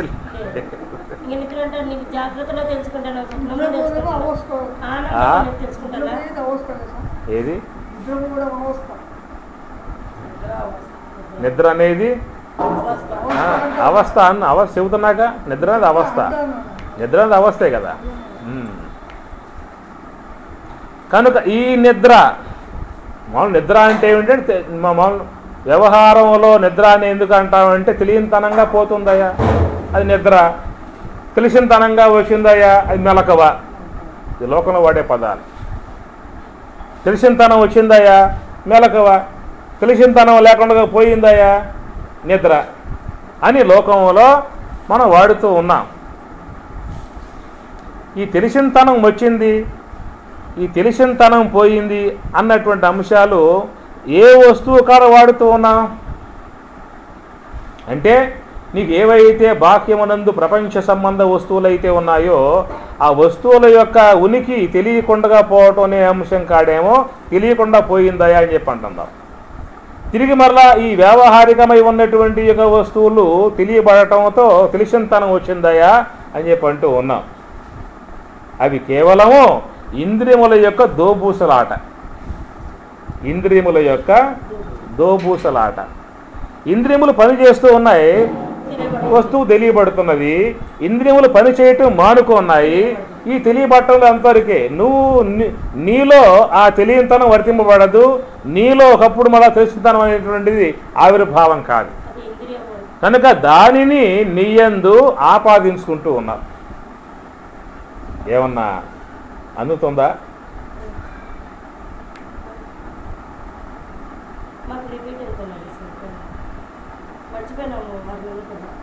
ఎందుకంటే ఉపనిషత్తు మాట చెప్పేసింది అయం ఆత్మ బ్రహ్మ అని చెప్పినప్పుడే అయం ఆత్మ బ్రహ్మం అని చెప్పేసేసాం. అది శాస్త్రం ఏం చెప్పింది? బ్రహ్మం గురించి లక్షణం చెప్పింది. ఆ లక్షణాలు నీకు శాస్త్రీయ పరంగా ప్రత్యేకాత్మ ఎందు మళ్ళీ చెప్పాల. ఎందుకంటే ఆ బ్రహ్మము యొక్క లక్షణాలను చెప్పేసేసాం. ఆ బ్రహ్మమే ప్రత్యేకాత్మగా ఉంది చెప్పి అన్నాం. కాబట్టి దాంట్లో ఏవైతే ఉన్నాయో లక్షణాలు అవి దీంట్లో కూడా ఉంటే చూసుకోవయ్యా. అవి ఆ లక్షణాలు దీంట్లో కూడా ఉంటాయి అన్నప్పుడు దీంట్లో ఉంటేనే అయం ఆత్మ బ్రహ్మ. అవి దీంట్లో లేకపోయిందనుకో చెప్పిన మాట అబద్ధం అయ్యా చెప్పాలి. అబద్ధం ఎట్లా అంటావా? చూసుకోవటం అంటే ఉన్నావా లేదా. బ్రహ్మం అంటే అస్తిత్వము, అది ఎప్పటికీ ఉంటుంది. నువ్వు ఉన్నావా లేదా చూసుకోమని చెప్పాను. ఈరోజు ఉన్నావా? ఉన్నాను. నిన్నున్నావా? ఉన్నాను. రేపు ఉంటావా? నమ్మకాలు ఏముందండి. నిన్నున్నావా అని చెప్పి అన్నావు, ఉన్నాను కాబట్టి ఉన్నా అని చెప్పి అన్నాను. ఈ పూట ఉన్నావా అంటే ఉన్నాను, తెలియబడుతుంది, ఉన్నా అని చెప్పి అన్నాను. రేపు ఉంటావా అని చెప్పి అంటావేంటి? రేపు ఉంటాను నమ్మకాలు ఏముంది నాకు అనే మాట వాడావు అని చెప్పానంటే ఆ సందేహం కలిగింది దేహాధ్యాసతో వచ్చిన మాటే కానీ స్వరూప భావంతో వచ్చిన మాట కాదు. రేపు ఉంటావా అని చెప్పి అనగానే రేపు ఉంటానో ఓడతాను నమ్మకాలు ఏమిటండి అనే మాట వాడుతున్నావు అంటే నేను దేహం అనేటువంటి యొక్క ఒక అధ్యాస సంబంధ భావంతో రేపు ఉంటానో ఉండను. స్వరూపత వచ్చినట్లయితే ఏమవుతుంది? ఒకవేళ దేహం పోతే పోతుంది, రేపు నేను మాత్రం ఉంటాను. అది స్వరూపత చెప్పేటువంటి మాట అది. కనుక ఆ ఉన్నటువంటి యొక్క నీవు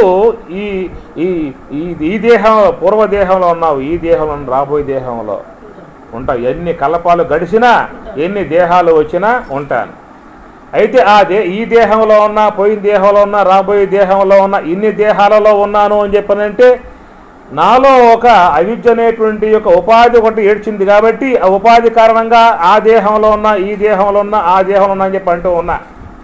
అసలు ఆ ఉపాధి లేకపోతే ఆ దేహం అనేది ఉన్నదా? ఈ దేహం ఉన్నదా? ఆ దేహం ఉందా? అక్కడ ఆ దేహం ఉందంటే, ఈ దేహం ఉందంటే, ఇంకా ఆ దేహం ఉందంటే అజ్ఞానం అనేటువంటి ఉపాధి కూడా ఏడ్చింది. కాబట్టి అజ్ఞాన ఉపాధి కారణంగా ఈ ఉపాధులు వస్తూ ఉన్నాయి. అసలు అజ్ఞానం అనేటువంటి యొక్క అదే విచ్ఛిన్నం అయిపోయి ఉందనుకో ఇక ఆ దేహం లేదు, ఈ దేహం లేదు, ఆ దేహం లేదు, ఎప్పటికీ దేహరహిత నిరుపాధి కూడా ఉన్నటువంటి వాడను. కనుక ఆ ఉండుట అనేటువంటి యొక్క లక్షణం ఏ బ్రహ్మములో అయితే ఉన్నదో అదే లక్షణం ఇక్కడ కూడా ఉన్నది. ఏ జ్ఞానం అయితే ఆ బ్రహ్మమునందు ఆ లక్షణం కలిగి ఉన్నది, నిత్యత్వపు లక్షణం కలిగి ఉన్నదో అదే లక్షణం ఇక్కడ కూడా ఉన్నది. జ్ఞానం అంటే తెలుసుకొనుట. తెలుసుకొనుట అనేటువంటి యొక్క విధానమే, తెలియకుండా పోవటం వంటి ఉండదు. సూర్యుడు ఆయన ప్రకాశిస్తూనే ఉన్నాడు. ఏడే ప్రకాశిస్తూ ఉంటే ఏడి ఎందుకు అంధకారం వచ్చింది? పోయింది, ఆ ప్రకాశం పోయి. ఆయన ఎక్కడ ఆ ప్రకాశం పోయిందంటే ఆయన నిరంతరంగా వెలుగుతూనే ఉన్నాడు. నీకు ఆచ్ఛాదన ఒకటి రావటం కారణంగా ఆ ప్రకాశం తెలియపడటం లేదు. అట్లాగా బ్రహ్మ పదార్థం కూడా తెలుసుకోవటం అనేటువంటిది నిత్యత్వముగా అది ప్రకాశిస్తూనే ఉన్నది. ఉన్నది కాబట్టే నీకు తెలియబడుతూనే ఉంటుంది. అంతే.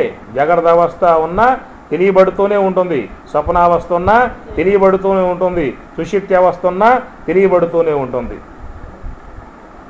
తెలియబడుతున్నది అంతే. కనుక తెలుసుకోవటం అనేటువంటిది ఒకప్పుడు లేకుండా పోవటం, ఒకప్పుడు రావటం అంటూ లేదు. నిద్ర అనే పదాలు స్వరూపమునందు వాడే అవకాశం లేదు. ఆ నిద్ర అనేటువంటి యొక్క పదములు అవస్థల పరిధిలో మనం దాన్ని వాడుకుంటూ ఉన్నాం. అజ్ఞానం చేత నా యందు ఆరోపితం చేసుకుంటూ ఉన్నాం. జ్ఞానత్వపు సంబంధ లక్షణం అది. తర్వాత ఆనందత్వపు సంబంధ లక్షణం ఇప్పుడు చెప్పుకున్నాం కదా. నిరంతరముగా ప్రతి ఒక్క వ్యక్తి కూడా అహర్నిశములు అన్ని అవస్థల యందు ఆనందముగా ఉండాలనేటువంటి యొక్క అది స్వతసిద్ధముగా ఉన్నటువంటి యొక్క భావమా, లేక కావాలని చెప్పని కోరుకున్నటువంటి యొక్క కామమా? స్వతసిద్ధంగా స్వరూపమే కదా అది. కోరిక కాదు అది, కోరిక కాదు, తన స్వరూపం ఆనందం అనేది. కోరిక కాదు, స్వతసిద్ధముగా తన యందు భాషిస్తున్నటువంటి లక్షణం అన్నమాట. నేను ఆనందంగా ఉండాలనేటువంటి యొక్క విధానము స్వతసిద్ధము ప్రతి ఒక్క వ్యక్తి యందు కూడా భాషిస్తున్నటువంటి యొక్క లక్షణం. మరి అన్నప్పుడు ఏమండి, మరి ఇందాక చెప్పారు కదా, ఒకే లక్షణములు కలిగి రెండు వస్తువులు ఉన్నట్లయితే సజాతీయత్వపు విధానం వ్యావహారికంలో ఉన్నదని చెప్పారు. అదే ప్రకారముగా మరి ఇక్కడ కూడా బ్రహ్మము ప్రత్యేక ఆత్మ అని చెప్పని రెండింటి యందు కూడా ఒకే లక్షణత్వాలు చెప్పారు కదా. ఒకే లక్షణము రెండింటి యందు ఉన్నప్పుడు బ్రహ్మమును కూడా సజాతీయత్వము వస్తుంది కదా. అడుగుతారు. ఏమన్నా పొరుగుడు పడుతుందా? అడుగుతారు అట్లా. అడుగుతారు. ఈ సజాతీయత్వపు ఏమమ్మా మీకే ఏమన్నా లైన్లో ఉన్నావా? డౌట్స్ వస్తున్నా అడుగుతారు. చెప్పండి.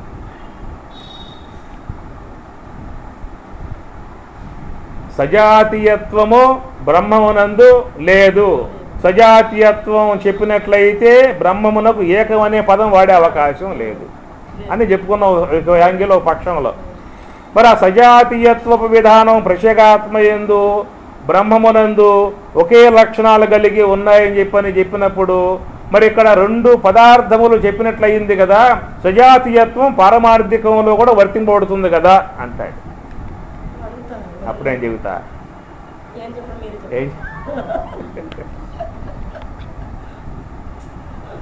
మేము 2 సార్లు తింటే కానీ చెప్పలేము సార్.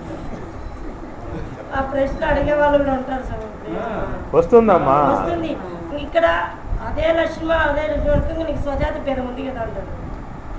ఇప్పుడు మీకు సిద్ధాంతాల రకంగా పోతే అక్కడ పెద్ద గొడవ ఉంది. అక్కడ ఇప్పుడు ఇతర ద్వైతం విశిష్టాద్వైతాలు ఉన్నాయని చెప్పానంటే వాళ్ళు ఏమంటారంటే, ఎట్లాగా ఏకంగా చెప్పే మాట మీరు అందరూ ఒకే బ్రహ్మం ఒకే లక్షణం అని చెప్పని అంటారు.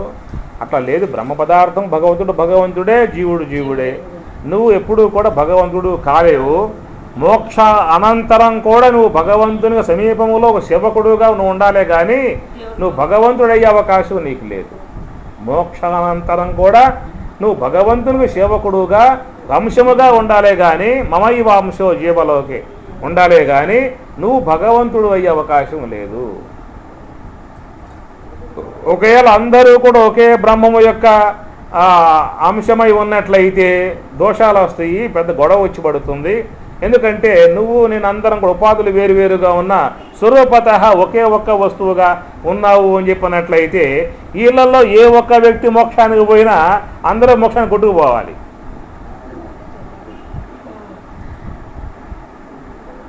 ఎవరికి వారే నీలో ఉన్న జీవత్వం నీలోనే, ఎవరున్న జీవత్వం వాళ్ళలోనే. కాబట్టి దేవుడే, జీవుడే, ఈ రెండు ఒకటే కాదు. కాబట్టి ఎవరిలో ఉండే ఉపాధుల్లో ఉండేటువంటి యొక్క జీవత్వం వాళ్ళలో మాత్రమే ఉంటుంది. ఎవరు మోక్షానికి పోతే వాళ్ళే మోక్షానికి పోతారు, ఎవరు బంధానికి పోతే వాళ్ళే బంధానికి పోతారు, నరకానికి పోతే ఎవరు నరకానికి పోతారు. అలా కాకుండా అందరూ కూడా ఒకే ఒక్క వస్తు స్వరూపం ఏకత్వం కలగజేసి అందరిలో కూడా ఒకే ఒక్క తత్వమే అందరూ అయి ఉన్నారు, ఒకే ఒక్క తత్వమే అందరూ అయి ఉన్నారని చెప్పినట్లయితే వీళ్ళల్లో ఏ ఒక్క నరకానికి పోయినా అందరూ పోవాలి. వీళ్ళలో ఏ ఒక్కడు మోక్షానికి పోయినా అందరూ పోవాల్సి ఉంటుంది. అది ఎట్లా వర్తింపడుతుందా అని చెప్పి అంటారు.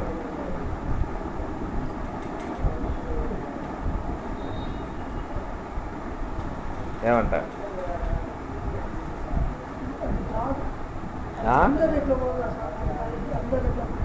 అందరు పోరు కాబట్టి ఏ జీవుడు కా జీవుడే పోరు, పోయే అవకాశాలు లేవు. ఏ జీవుడు కా జీవుడే, ఒకే తత్వం కలిగి అందరూ లేరు. భిన్న భిన్నాలుగా ఎవరికి వారుగా ఎవరి యొక్క జీవత్వాలతో వాళ్ళు ఉన్నారు. ఏ ఒక్క వ్యక్తి మోక్షానికి పోతే వాడే పోతాడు, అందరూ పోరు. కాబట్టి మీ అద్వైతం అనేది పక్కన పెట్టేసేసి మా సిద్ధాంతాన్ని మీరు అవలంబించండి. మీ అద్వైతం కుదరదు, మా ద్వైతాన్ని మీరు అవలంబించాలి. మీ అద్వైతం ప్రమాదం. అందరూ ఒకే ఒక్క వ్యక్తిత్వం కలిగి ఒకే ఒక్క స్వరూపం కలిగి ఉంటే ఏ ఒక్కడు వేడిచినా, ఇది సినిమా రామారావు సినిమా వచ్చిందా, డబల్ పిల్లలుగా కలిసి కోసి పెంచితే వాడిని కొడుతూ ఉంటే దెబ్బలు తగులుతా ఉంటాడు. అట్లా డబల్ యాక్షన్లకు రామారావుగా మనం కూడా ఎవడో కొడితే వాటి దెబ్బలు తగిలితే మనం కూడా ఆడవాల్సి వస్తుంది అని ఇట్లా అద్వైతం మీద చేసేటువంటి వ్యాఖ్యలు దాంట్లో తిరుగుబడతా ఉన్నాయన్నమాట. కానీ శాస్త్రం ఏముంటుందని చెప్పనంటే అందరూ కూడా ఒకే ఒక్క స్వరూపముతో ఉన్నారు అంటుంది. వింటున్నారా? వినాలనిపిస్తుందా? అది ఉండాలి. మళ్ళా వింటున్నామని చెప్పాను, వినాలనిపిస్తుందా? అందువల్ల ఆ ద్వైతపరంగా చేసేటువంటి యొక్క ఆరోపితములను అద్వైతం అంగీకరించటం లేదు. ఎందుకంటే అందరూ కూడా ఒకే ఒక్క తత్వమయ్యే ఉన్నారు, ఎవరికి వారుగా భిన్న భిన్నాలుగా లేరు. ఈ భిన్న భిన్నత్వపు విధానములు దేహముల యందు వర్తింపబడుతుందే కానీ స్వరూపమునందు వర్తింపబడదు అని చెప్పి అన్నారు. మరి స్వరూపమునందు ఆ భిన్నత్వము వేరుబాటుతనం వర్తింపబడకపోతే మరి మోక్ష విషయాల ప్రమాదం వస్తుంది కదా అని చెప్పని అన్నారు వాళ్ళు. దానికి ఏమన్నారని చెప్పానంటే మోక్షం అంటే ఏమిటయ్యా? మోక్షం ఆత్మకు వస్తుందా? మోక్షం బ్రహ్మానికి వస్తుందా? మోక్షం బ్రహ్మానికి వస్తుందంటే ఆ బ్రహ్మానికి మోక్షం ఇచ్చేది మళ్ళీ ఎవడవాడు? కాబట్టి ఇక్కడ మోక్షము అనేటువంటి మాట వాడుతున్నప్పుడు ఆ మాటకు అర్థం ఏమిటి? జన్మ రాహిత్యము మోక్షం అన్నారు. జన్మ ఎందుకు ఏర్పడుతుంది? అజ్ఞానం వల్ల జన్మ ఏర్పడుతుంది. కనుక ఎవరైతే సాధన ద్వారా తన ప్రయత్నము ద్వారా స్వరూప సాక్షాత్కార జ్ఞానాన్ని అంతర్ముఖూర్తి ద్వారా స్వరూప సాక్షాత్ జ్ఞానం పొందుతాడో అట్టివాని యొక్క ఉపాధిలో మాత్రమే అజ్ఞానం అంతరించింది. కాబట్టి వాడు స్వరూపతః ఉన్నాడు, ఉపాధులు ఊడిపోయినాయి అంతవరకే. కానీ ఈ ఆత్మకు ఎవడో కూడా మోక్షం ఇస్తున్నాడు అని చెప్పి అన్నాం అనుకో, ఈ ఆత్మయే బ్రహ్మము, ఆ బ్రహ్మాన్ని మోక్షం ఇచ్చాడు ఇంకోటి రావాల్సి వస్తుంది. మళ్ళీ ఎవరు చెబుతా మోక్షం ఇచ్చేవాడిని? అందుచేత స్వరూపతః అందరూ కూడా చైతన్యంలో భాగాలే. కాబట్టి ఆ బ్రహ్మమునకు ఈ ప్రత్యేగాత్మకు స్వరూపతః లక్షణాలలో భేదం లేదు. స్వరూపతః లక్షణములు బ్రహ్మమునందు ఏవైతే ఉన్నాయో ఈ ప్రత్యేగాత్మ యందు కూడా అవే ఉన్నాయి అని అన్నప్పుడు అందరూ కూడా బ్రహ్మమునకు భిన్నులుగా లేరని చెప్పిన మాట వాడాల్సి వస్తుందన్నమాట. అన్నప్పుడు సజాతీయత్వ విధానంలో మరి భేదం వస్తుంది కదా అనే మాట వచ్చే అవకాశం ఉంటుంది. ఏమయ్యా మరి రెండు స్వరూప సమానత్వపు లక్షణములు రెండింటి యందు కలిగి ఉన్నట్లయితే అది సజాతీయత్వం అని చెప్పి లోక వ్యవహారంలో చెప్పావు కదా. అట్లనే ఆ సమానత్వపు లక్షణములు ఏ బ్రహ్మమునందు చెప్పావో అదే లక్షణములు ప్రత్యేగాత్మ యందు కూడా ఉన్నాయని చెప్పన్నప్పుడు అయం ఆత్మ బ్రహ్మ, ఆ బ్రహ్మమే ఈ ఆత్మ అని చెప్పన్నప్పుడు ఈ ఆత్మ ఒకటి ఆ బ్రహ్మం ఒకటి రెండుగా చెప్పాల్సి వచ్చింది కదా.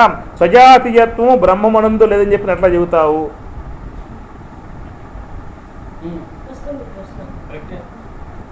ఎట్లా చెబుతావు?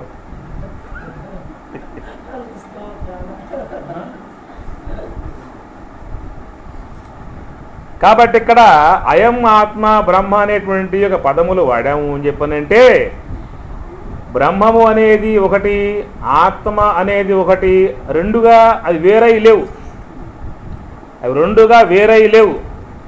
ఉపాధి యొక్క ధర్మాలను బట్టి ఆ విధంగా పదముతో ఒక పదం వాడబడిందే కానీ అది బ్రహ్మము ప్రత్యేగాత్మ అయ్యిందంటూ లేదు. బ్రహ్మము ప్రత్యేగాత్మ అయ్యిందంటూ లేదు. వ్యవహారములో అర్థం కావటానికి ఆ పదజాలం వాడబడిందే కానీ బ్రహ్మం అనేటువంటి యొక్క వస్తువులో ఏ యొక్క పదాలు వర్తింపబడవు. పరమాత్మ అనే పదం వాడినా, ప్రత్యేగాత్మ అనే పదం వాడినా ఇవన్నీ కూడా ఉపాధి విధానాన్ని బట్టి వాడబడేటువంటి పదాలే కానీ ఈ పదములు స్వరూపమునందు వర్తింపబడవు. వ్యవహారంలో బోధ సౌకర్యార్థమై ఉపాధి ధర్మాలను బట్టి, ఉపాధి యొక్క అస్తిత్వాలను బట్టి ఆ పారమార్థిక వస్తువుకే పదాలు పెట్టాం. ప్రత్యేగాత్మ అని, పరమాత్మ అని పదాలు పెట్టామే కానీ స్వరూపత ఎప్పుడు కూడా ఆ బ్రహ్మం ఒకప్పుడు పరమాత్మ కావటం, ఒకప్పుడు ప్రత్యేగాత్మ కావటం, తిరిగి మళ్ళా ఈ ప్రత్యేగాత్మ బ్రహ్మం కావటం అనేటువంటి యొక్క ఈ మార్పు యొక్క విధానం పారమార్థికంలో లేదు. మన బోధన సౌకర్యార్థమై ఆ పదాలను ఆ విధంగా వాడుకుంటూ ఉన్నాం. అందుచేత అవిద్య ఉపాధిలో ఉన్న బ్రహ్మమే, మాయ ఉపాధిలో ఉన్న బ్రహ్మమే, ఉపాధి రహితమై ఉన్న బ్రహ్మమే. మరి ప్రత్యేగాత్మ అని చెప్పిన అది నీకు అర్థం కావటానికి, మరి పరమాత్మ అది నీకు అర్థం కావటానికి అంతవరకు. అది ఎప్పుడు బ్రహ్మ పదార్థం, అది ప్రత్యేగాత్మ అయ్యింది లేదు, మళ్ళీ బ్రహ్మం అయ్యేది లేదు, పరమాత్మ అయ్యింది లేదు, బ్రహ్మం అయ్యింది లేదు. అది ఏ ఉపాధిలో ఉన్నా కూడా బ్రహ్మం. ఘటాకాశంలో ఉంటే ఘటాకాశం అన్నాం, గృహంలో ఉంటే గృహాకాశం అన్నాం, మేఘంలో ఉంటే మేఘాకాశం అన్నాం. ఇన్ని ఆకాశాలుగా ఆకాశం ఎప్పుడూ లేదు. నువ్వు వ్యవహారం కోసంగా ఉపాధులను బట్టి ఉపహితమై ఉన్నటువంటి యొక్క ఆకాశాన్ని పిలుచుకుంటూ ఉన్నావు. అందుచేత ఘటంలో ఉన్న మహాకాశమే, గృహంలో ఉన్న మహాకాశమే, మేఘంలో ఉన్న మహాకాశమే. 2-3 ఆకాశాలంటూ లేవు. అట్లా 2-3 బ్రహ్మములంటూ లేవు. ఉన్నది ఒకే బ్రహ్మము. అందువలన బ్రహ్మమునందు సజాతీయత్వము వర్తింపబడదు.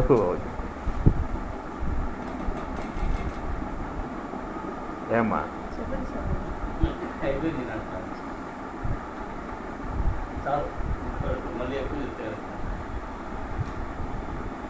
ఉత్తర గీతలో దిగాము. యత్ ఏకం ఏడ ఆ పదం కూడా కొంత ఉంది.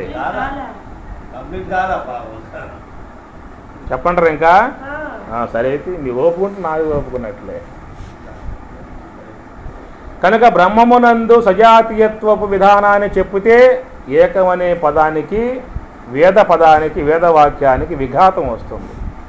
వేదం ఎప్పుడూ కూడా తప్పు చెప్పదు, అంతే కదా.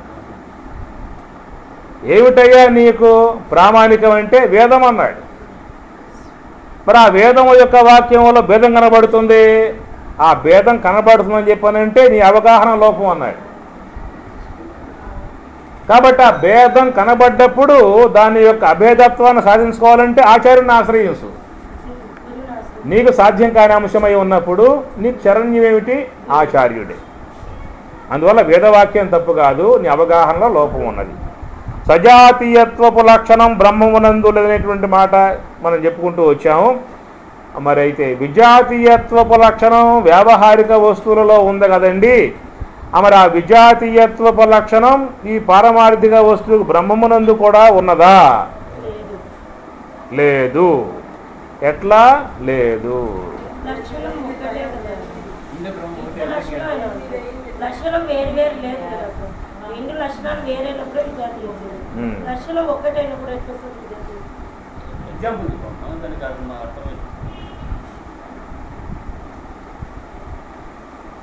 అదే కదా విద్యార్థి.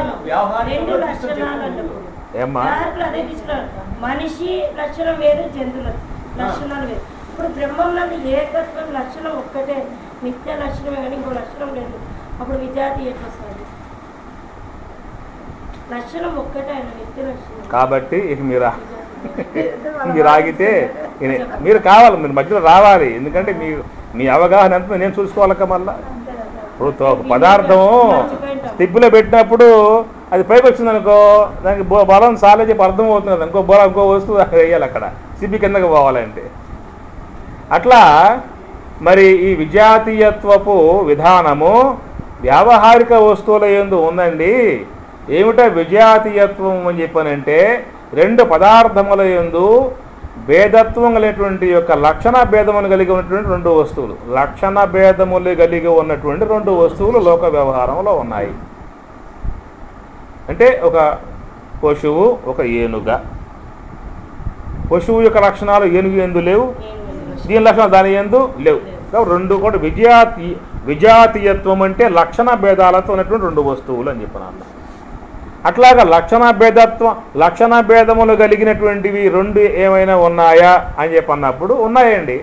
ఎట్లా ఉన్నాయని చెప్పనంటే బ్రహ్మ పదార్థము నిత్యత్వ లక్షణం కలది, జగత్తు అనిత్యత్వ లక్షణం కలది. బ్రహ్మము ఇంద్రియ అగోచరము, జగత్తు ఇంద్రియ గోచరము. బ్రహ్మము పరిణామ రహితము, జగత్తు పరిణామ సహితము. బ్రహ్మము నిర్గుణము, జగత్తు గుణసహితము. అందువల్ల ఇలాంటి యొక్క భేద సంబంధమైనటువంటి యొక్క లక్షణాలతో ఇటు వ్యావహారికం అటు పారమార్థికం అనే రెండు ఉన్నాయి. కాబట్టి ఈ యొక్క రెండు ఉండటం కారణముగా విజాతీయత్వ లక్షణం అనేది ఉన్నది అని చెప్పి అన్నాడు. విజాతీయత్వపు లక్షణం కలిగి రెండు ఉన్నాయి. ఎట్లా ఉన్నాయి అని చెప్పానంటే అది నిత్యము, ఇది అనిత్యము. అది ఇంద్రియ అగోచరం, ఇది ఇంద్రియ గోచరం. అది పరిణామ రహితం, ఇది పరిణామ సహితం. అది స్వప్రకాశం, ఇది పరప్రకాశం. అది మార్పు చెందనిది, ఇది మార్పు చెందేది అనేటువంటి భేద లక్షణములు కలిగి రెండు పదార్థములు ఉన్నాయి అని చెప్పనన్నా. కనుక ఈ రెండు పదార్థములు ఉన్నాయి అని చెప్పి అన్నామనుకో ఏకం అనేటువంటి పదానికి ఉనికి ఉండదు. అప్పుడు ఎట్లా దీన్ని సాధించాల్సి ఉంటుంది?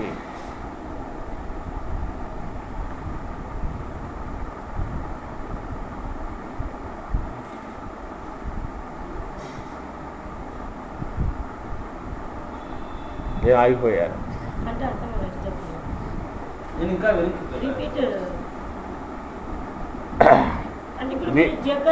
రెండు లక్షణ భేదము కలిగి రెండు పదార్థాలు ఉన్నాయి. విజాతీయతగా లక్షణ భేదములు కలిగి రెండు ఉన్నాయి. లక్షణ భేదములు కలిగి రెండు ఉన్నాయి. లక్షణ భేదం అది నిత్యత్వపు లక్షణం, అనిత్యత్వపు లక్షణం, పరిణామరహితం, పరిణామ సహితం. అది ప్రకాశం, అప్రకాశం, చైతన్యం, జడం.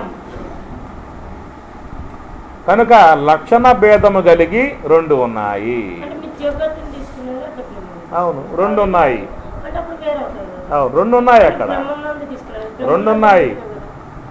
లక్షణ భేదము కలిగి రెండు ఉన్నాయి. అదే మరి లక్షణ భేదము కలిగి రెండు ఉన్నాయి.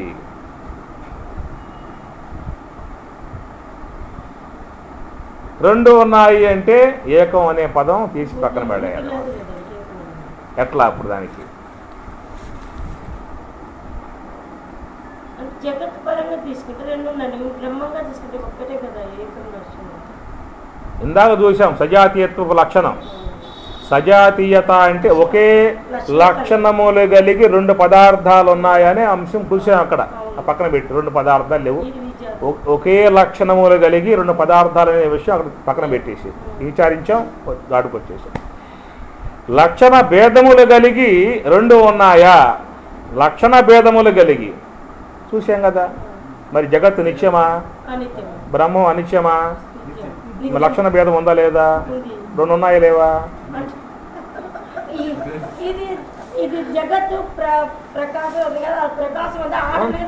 అవును, రెండు ఉన్నాయి. రెండు ఉన్నాయి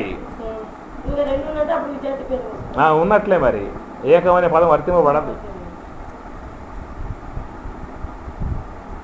ఏం స్వామి ఏమన్నా పెద్దవారు ఎప్పటి నుంచి మిమ్మల్ని చూస్తూ ఉన్న ఆశ్రమం రావటం వింటూ ఉన్నారు.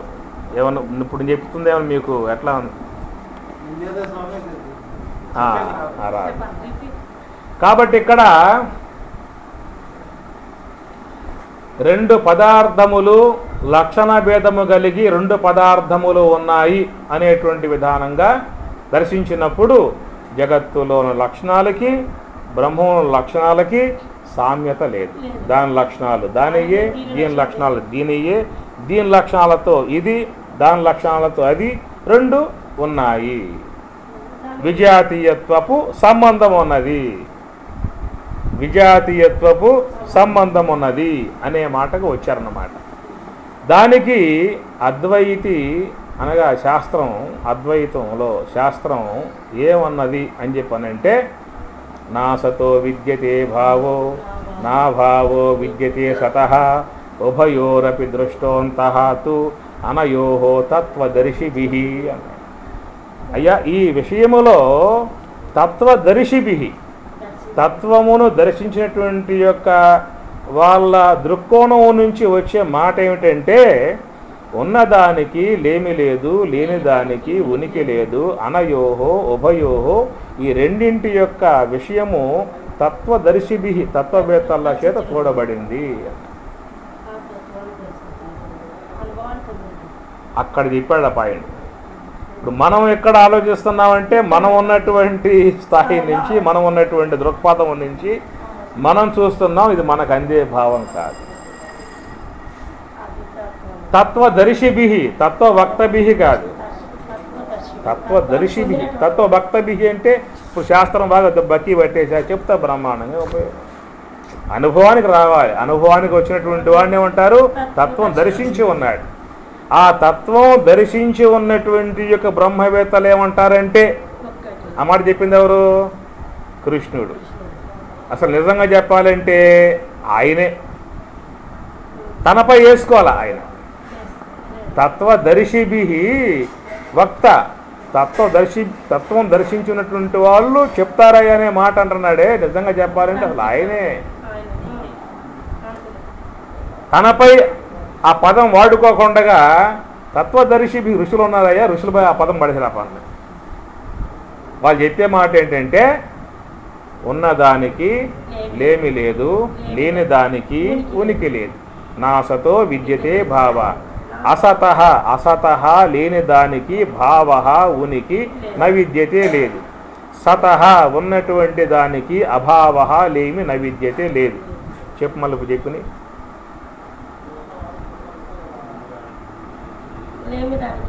అసతః, అసతః లేని దానికి భావ ఉనికి నవిద్యతే లేదు, సతః ఉన్నదానికి అభావ లేమి నవిద్యతే లేదు, లేని దానికి ఉనికి లేదు, ఉన్నదానికి లేమి లేదు, అనయోహో ఉభయోహో, ఈ రెండింటి యొక్క విషయం తత్వవేత్తల చేత చెప్పబడుతున్నది. ఉన్న బ్రహ్మమునకు లేమి లేదు, లేని జగత్తుకి ఉనికి లేదు. ఎప్పుడైతే జగత్తు అనేటువంటిది లేదని చెప్పి అన్నాడో, విజాతీయత్వం అక్కడ లేదే కాదు.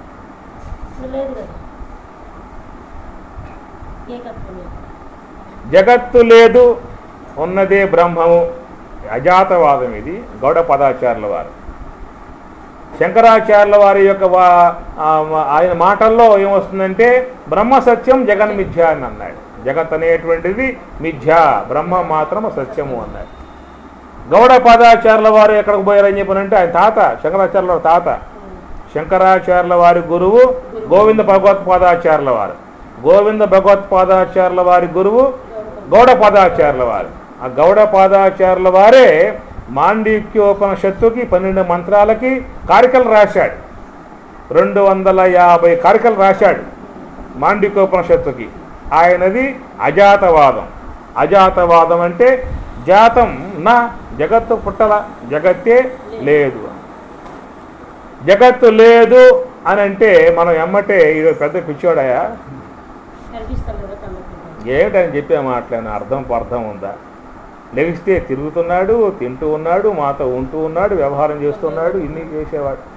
జగత్తు లేదని చెప్పానంటే ఏమన్నా అర్థం ఉందా అనేటువంటి యొక్క భావన లోకంలో సాధారణంగా వస్తుంది. మనం ధైర్యం చేసి వాడలేకపోయినా పక్కకు పోయాకైనా ఆయన చెప్పేదంతే చెబుతాడు. కానీ ఎక్కడ జగత్తు ఎందుకు లేదా బ్రహ్మ, ఇంటికి పోతే ఉంటుంది. ఇప్పుడు మాకు ఇప్పుడు అక్కడ బయటకు వచ్చాం కాబట్టి ఏదో హాయిగా ఉన్న ఆశ్రమంలో ఇంటికి పో, ఆడుంటే సంసార గొడవ ఎట్లా ఉంటుందో చవి చూడవచ్చు అని చెప్పని. అందువల్ల అక్కడ ఏమన్నాడంటే తత్వదర్శిభి అన్నాడు. అది మీ యొక్క విషయం కాదు, అది తత్వం యొక్క దర్శించి ఉన్నారే వాళ్ళకు సంబంధించిన విషయము అన్నాడు. మీకు ఇక్కడ చెప్పినటువంటి 2వ అధ్యాయంలో చెప్పినటువంటి యొక్క ఈ శ్లోకానికి ఏం చెప్పాను శ్లోకం అది, ఆ శ్లోకానికి మీకు రాజవిద్య రాజగుహ్య యోగం 9వ అధ్యాయంలో వివరణ, అక్కడ వివరణ ఇస్తాడు. ఆడొస్తున్న వివరణ మీకు మయా తతం యదం సర్వం జగత్తు అవ్యక్తమూర్తిన. అవ్యక్తమూర్తిన, అవ్యక్తమూర్తి అంటే ఇంద్రియ అగోచరమై ఉన్నటువంటి యొక్క బ్రహ్మం నేను అంటాడు. అక్కడ ఆడొస్తున్న మాటలు ఇక్కడ చెప్పుకోలేదు. కాయన తత్వదర్శి అని చెప్పన్నాడు, ఆలమే పెట్టాడు. ఆడపోయామన్నాడు మయా అన్నాడు. అక్కడ అక్కడ ఆయన బయటపడ్డాడు. అప్పన్న ఇక్కడ చెప్పినటువంటి యొక్క తత్వదర్శిభి అనేటువంటి యొక్క మాటకి అక్కడ ఆడ చూపించాడు తీసుకుపోయి. మయా తతం ఇదం సర్వం, ఇదం సర్వం ఈ జగత్తంతా కూడా మయా నా చేత వ్యాప్తమై ఉందని చెప్పిన అన్నాడు. జగత్తు అవ్యక్తమూర్తిన, అవ్యక్తమూర్తిని, అవ్యక్తమూర్తి అంటే ఇంద్రియ గోచరం కాకపోవటాన్ని అవ్యక్తమూర్తి అంటారు. ఏమి ఇప్పుడు కనబడుతుందండి విశ్వం, శబ్దం కనబడుతుందా, రుచి కనబడుతుందా, గంధం కనబడుతుందా, కనబడుతుందా, కనబడుతుంది. శబ్దం కనబడుతుంది. విని చెప్పు, సూచి చెప్పు, తిని సూచి చెప్పు. చూస్తున్నావు, ఆ రసాన్ని చూస్తున్నావు. పులుప, బగర, చేద, కన్ను, నాలుక, కన్ను చూస్తుంది. కనపడలా? తీపిగా ఉందా, కనబడిందా? పుల్లగా ఉంది, కనబడిందా? చేదుగా ఉంది, అది కనబడటం అని చెప్పానంటే. చూశావా? శబ్దం చూసా, ఏమన్నాడు? తిట్టాడయ్యా, వాడు పొగిడాడయ్యా, కనపట్లా? చూస్తుంది. అక్షం ఇంద్రియం, ఇక్కడ ప్రతి ఇంద్రియం కన్నే. కనుక ఏదైతే ఇంద్రియానికి తెలియబడిందో అదల్లా కూడా వ్యక్తమే. ఏదైతే ఇంద్రియానికి తెలియబడిందో అదల్లా వ్యక్తమే. ఏది ఇంద్రియమునకు తెలియబడదో అది అవ్యక్తం. అవ్యక్తమూర్తిన అంటే బ్రహ్మ పదార్థము, ఇంద్రియములు తెలియబడకుండా ఉన్నటువంటి యొక్క వస్తువు బ్రహ్మము, అది అవ్యక్తమూర్తిన. ఏ బ్రహ్మమైతే ఉన్నానో ఆ బ్రహ్మముకు నేను నా చేత ఈ జగత్తంతా వ్యాప్తమయ్యిందయ్యా అన్నాడు. ఆ వ్యాప్తమై ఉన్నటువంటి ఒక జగత్తు ఆ జగత్తు నా యందు ఉన్నది కానీ నేను ఆ జగత్తు యందు లేను. మత్సాని సర్వభూతాని నచాహం తేషవస్థితః. మత్సాని సర్వభూతాని, ఆ జగత్తంతా నా యందు ఉన్నది, నేను దాని యందైతే నేను లేను అన్నాడు. అంటే ఏమిటి అర్థం? ఆ ఉన్నటువంటి యొక్క ఆ జగత్తు నా ఆధారం కలిగి ఉన్నదే కానీ దాని యొక్క ఆధారంతో నేను లేను. నా ఆధారంతో అది ఉన్నదే కానీ దాని ఆధారంతో నేను లేను అన్నాడు. ఇది మన దృక్పథంలో చెప్పేటువంటి మాట అన్నమాట. ఇప్పుడు చెప్పిన శ్లోకం తర్వాత చెప్పాడు తత్వదర్శిభి అన్నాడే. ఇప్పుడు అంటాడు నచ మత్తస్థాని భూతాని, ఈ జగత్ అనేది లేదు అని. అది తత్వదర్శిభి అక్కడ అన్నమాట. ఆ పదం జగత్తు లేదు అన్నాడు. అదేమిటయ్యా ఇప్పుడు దాకా నా వల్ల ఏర్పడింది, నేను ఆధారంగా ఉన్నాను తోస్తుంది చెప్పావే. జగత్తు లేదంటే జగత్తు లేకుండా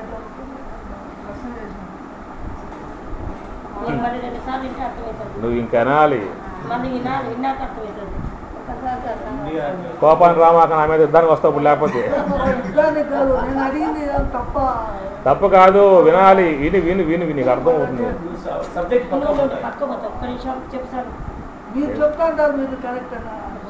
వినవయ్యా, నీ మాటలు వినవయ్యా.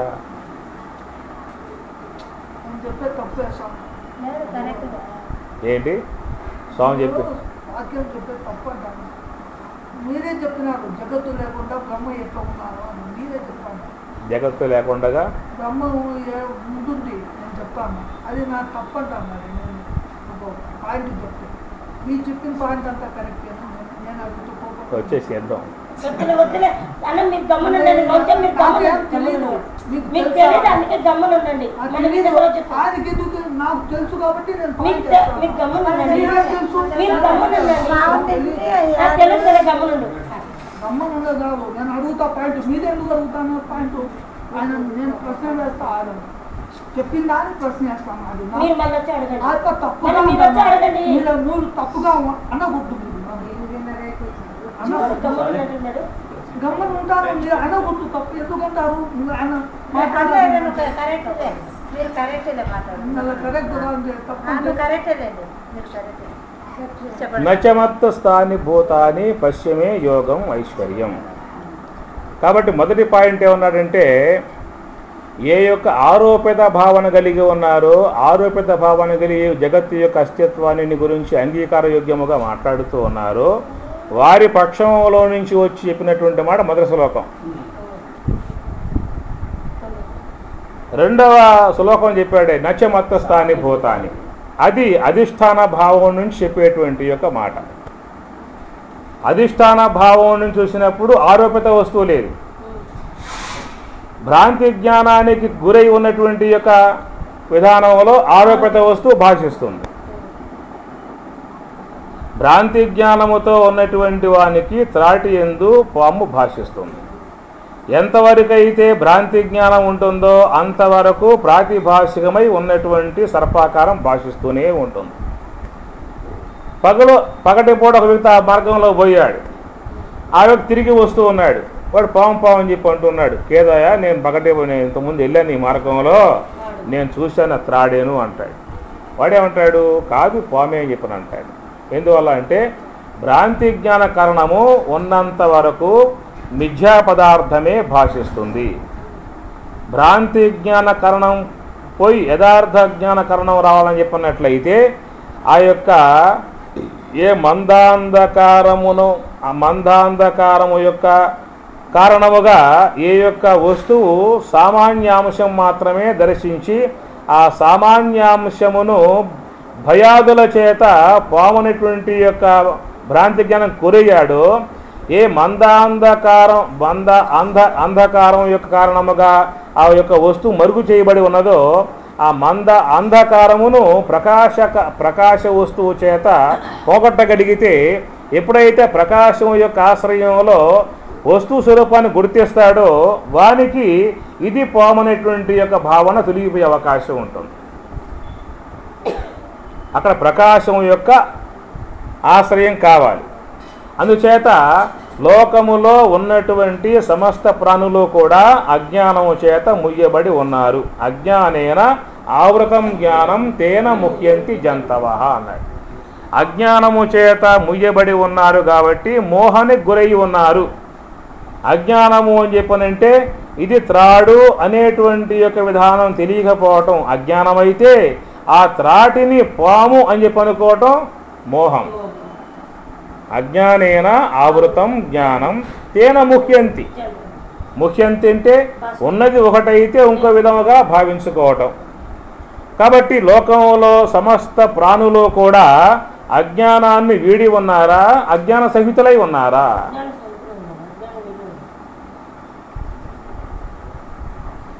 లోకములో సమస్త ప్రాణులు అజ్ఞాన సహితమై ఉన్నారు. అజ్ఞాన సహితులై ఉన్నారు కాబట్టి దేహదారులై ఉన్నారు. దేహం ధరించి వచ్చారు. దేహం ఎందుకు వచ్చింది? అజ్ఞానం వల్ల వచ్చింది. కనుక ఆ అజ్ఞానం ఉన్నంత వరకు, స్వరూపం మరుగు చేయబడి ఉన్నంత వరకు వారికి ఈ జగద్భ్రాంతే ఏర్పడుతూ ఉంటుంది. ఎట్లయితే చీకటి ఉన్నటువంటి వారికి ఆ చీకటిలో ఆ త్రాటి యందు పాము అనే భావన కలుగుతుందో అట్లా అజ్ఞానం ఉన్నంత వరకు ఈ పారమార్థిక వస్తువు యందు వ్యావహారిక వస్తువు యొక్క భ్రాంతి కలుగుతుంది అని చెప్పనే మాట. మయా తతం ఇదం సర్వం జగత్తు అవ్యక్తమూర్తినా. ఇంద్రియ అగోచరమై ఉన్నటువంటి యొక్క నాయందు ఈ జగత్తంతా భాషిస్తున్నది అన్నాడు.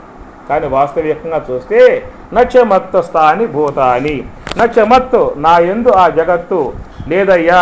ఇది ఎక్కడ వచ్చింది మాట? ఇది పశ్యమే యోగం ఐశ్వర్యం అనే మాటకి చెప్పిన మాట తత్వదర్శిభి. పశ్యమే యోగం ఐశ్వర్యం అనే మాట తత్వదర్శిభి. పశ్య చూడుము, ఐశ్వర్యం ఈశ్వర సంబంధమై ఉన్నటువంటి యొక్క యోగమును చూడగలిగితే నీకు ఆ విషయం గోచరిస్తుందని చెప్పని అన్నాడు. పశ్య మే ఐశ్వర్యం యోగం. పశ్య చూడుము, ఏది ఈశ్వర సంబంధమై అంటే ఏమర్థం వస్తుంది ఇక్కడ?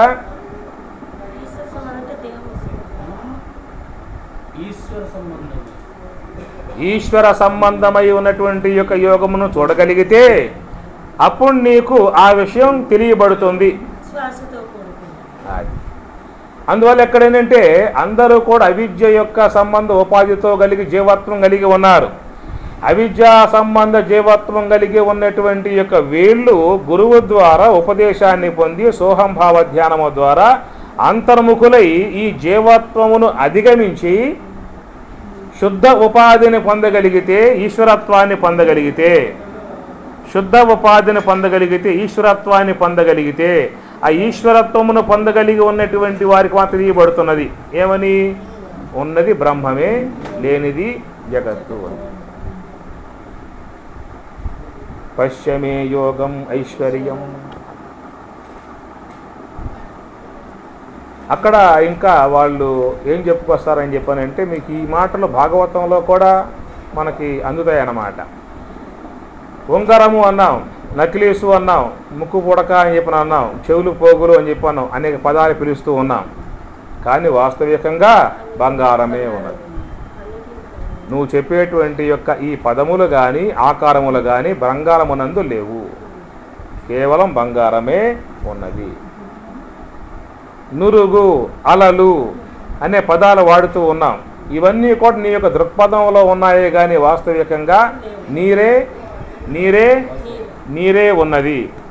కాబట్టి ఆరోపితమై ఉన్నటువంటి యొక్క ఏ జగత్ అయితే ఉన్నదో ఆ జగత్తంతా కూడా కేవలం నీ యొక్క అజ్ఞాన కారణముగా, అవిద్యా దోష కారణముగా, భ్రాంతి జ్ఞాన కారణముగా భాషిస్తుందే కానీ స్వరూప సాక్షాత్కారమును చూడగలిగితే నీకు కేవలం పారమార్థికమే ఉంటుందని చెప్పి అన్నాడు. అప్పుడు వ్యావహారిక వస్తున్నటువంటిది ఇది ఆ శ్లోకాన్ని చెప్పాడు. నాసతో విద్యతే భావో నా భావో విద్యతే సతః అనేటువంటి యొక్క మాటలు ఇంకా మీకు అంత తెలిగి ఇది కొంచెం వచ్చేది కాదు, టైం మీకు ఇప్పుడు ప్రస్తుతం లేదు. అందుచేత విజాతీయత్వపు లక్షణము అని చెప్పనంటే లక్షణ భేదములు కలిగి రెండు వస్తువులు ఉన్నాయి అనే మాట. లక్షణ భేదములు కలిగి రెండు వస్తువులు ఉన్నాయి అని చెప్పనే మాట వాడావు అంటే ఏకమనే పదం చెప్పడానికి వీల్లేదు. లక్షణ భేదములు కలిగి రెండు వస్తువులు లేవు, ఒకే వస్తువే ఉన్నది అనేటువంటి యొక్క సిద్ధాంతానికి వస్తేనే అక్కడ నీకు ఏకమనే పదానికి అన్వయం కుదురుతుంది. కనుక ఇంకా దీని మీద మీకు ఇంకా కసరత్తు చేయాల్సి ఉంటుంది. మరొకసారి సిట్టింగ్లో మీకు దాని మీద మళ్ళా నడవాల్సి ఉంటుంది. ఇప్పుడు నేను మొత్తం చెప్పలే నీకు. ఇంకా ఒక పాయింట్ దగ్గర ఆగాము, ఆడే స్టాప్ చేద్దాము, మళ్ళీ రెండో పొమ్మన్నారు. నడిచాము అయితే ఇంక ఇది మీకు సంపూర్ణం కాలేదు. మరొకసారి కూర్చున్నప్పుడు రెండు భేద లక్షణములు కలిగి రెండు పదార్థములు ఉన్నాయనే మాట నీకు వస్తే మాత్రం ఏకమనే పదం కుదరదు. రెండు భేద లక్షణములు కలిగి రెండు వస్తువులు లేవు, ఒకే వస్తువే ఉన్నది. మరి రెండో చూపిస్తున్నామే, రెండోది లేదయ్యా మీ శాస్త్రం వచ్చే మాట. అది ఎట్లా లేదనే విషయాన్ని మనం ఇంకా శాస్త్రం యొక్క లోతులకు పోయి దాన్ని చూడాల్సి ఉంటుంది. మరొకసారి మనం కలిసినప్పుడు ఆ అంశం మీదే ఫస్ట్ మేము ఎప్పుడు వినలేదు కాబట్టి నేర్చుకోవాలనేది నా మనసు ఏమో కొట్టలాడింది. స్వామి అదేమి కాదు, కంక్లూజన్ సబ్జెక్ట్ ప్రకారం ఏకం అనే పదంలో సజాతి విజాతి స్వగతలో మొదటి పాయింట్ స్వజాతి వరకు మాత్రమే జరిగిందని మాత్రం గ్రహించుకున్నాము, అవగాహన వచ్చినట్లు ఉంది. కానీ ఈ విషయాన్ని మళ్ళీ హోంవర్క్ 1-2 సార్లు ఎవరెవరైతే ఇంట్రెస్ట్ ఉన్నారో దాన్ని మళ్ళీ చర్చించుకుంటుంటే మళ్ళీ మీకు వచ్చినప్పుడు దీని మీద ఒకటమ్మా. అప్పుడు ఏదైనా శాస్త్రం అనేటువంటిది 2 గంటలు మీకు శాస్త్రం అనేటువంటిది అది పకడ్బందీగా పయనిస్తూ ఉంటుంది. అంటే స్వామి దానిని అధ్యయనం చేయాలి, ఆ శాస్త్రం చెప్పేటువంటి అంశాలని అవగాహన చేసుకోవాలి అనేటువంటి జిజ్ఞాస ఉన్నటువంటి వాళ్లకు మాత్రమే ఈ అంశాలు పట్టుబడతాయి. లేకుంటే ఏదో కాస్త కాలక్షేపంగా 4 మాటలు నవ్వుకోవటం, లేకపోతే ఇంకేదన్నా ముచ్చటించుకోవటం అనే అంశాలుగా పోతే మాత్రం ఆ తాత్వికమైనటువంటి యొక్క ధోరణి మాత్రం కాదు, తత్వం ఆ పక్క నిలిచి ఉంటుంది. మనం మన దారిలో మనం పయనిస్తూ ఉంటాం. మనం దానికి శాస్త్రం చేసేటువంటి కసరత్తుకి, శాస్త్రం చేసేటువంటి యొక్క ఒక చర్చనీయాంశానికి మనము సిద్ధపడాలి. సిద్ధపడ్డప్పుడే మీకు ఆ అంశాలు మీ ముందుకి వచ్చే అవకాశం ఉండదు. అది మనం సిద్ధపడాలన్నమాట దానికి. అందువల్ల మీరు చక్కగా మేము దీనిని స్వామి ఎంత లోతుకి అవగాహనాత్మకంగా ప్రశ్నాత్మకంగా చేసుకుని పయనించేటువంటి యొక్క విధానం ఉంటుందో అంత లెక్క పయనిద్దామనేటువంటి యొక్క భావన మీలో వస్తే దానికి తగినటువంటి యొక్క మోతాదు ఇక్కడి నుంచి వస్తుంది. చెప్తాను 6 నెలల వరకు మర్చిపోతాం, అట్లుంటుంది బ్రహ్మ విద్య. 3 నెలలు మళ్ళీ మీరు కూర్చోవాలమ్మా. నెలకు ఒకసారి వస్తే ఒకటమ్మా, ఒకటి నేను చెప్పా కదా, మీలో ఒక జిజ్ఞాస, మీలో ఒక విధానం ఉన్నట్లయితే నేను మధ్య మధ్యలో వస్తానని చెప్పి అంటూ ఉన్నాను. రమ్మని చెబుతూ ఉన్నా, వస్తాను.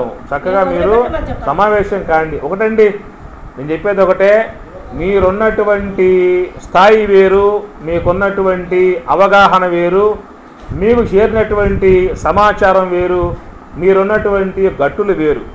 కాబట్టి మీ యొక్క తోకాలు, మీ యొక్క భావాలు, మీ యొక్క అవగాహనలతోనే ఉంటే మాత్రం నేను చెప్పేది మీకు భేదంగా గోచరించే అవకాశం ఉంటుంది.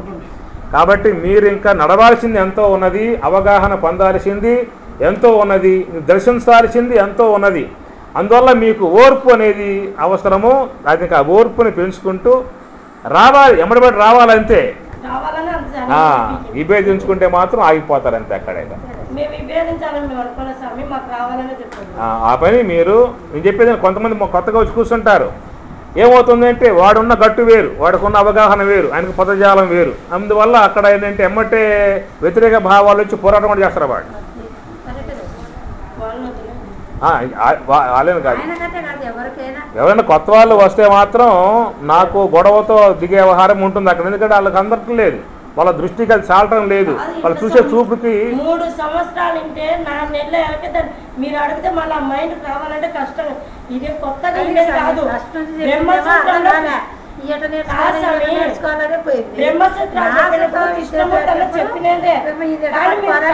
చెప్పినప్పుడు ఈ మైండ్ మళ్ళీ అందాలంటే ఎంత కష్టం ఉంది మరి.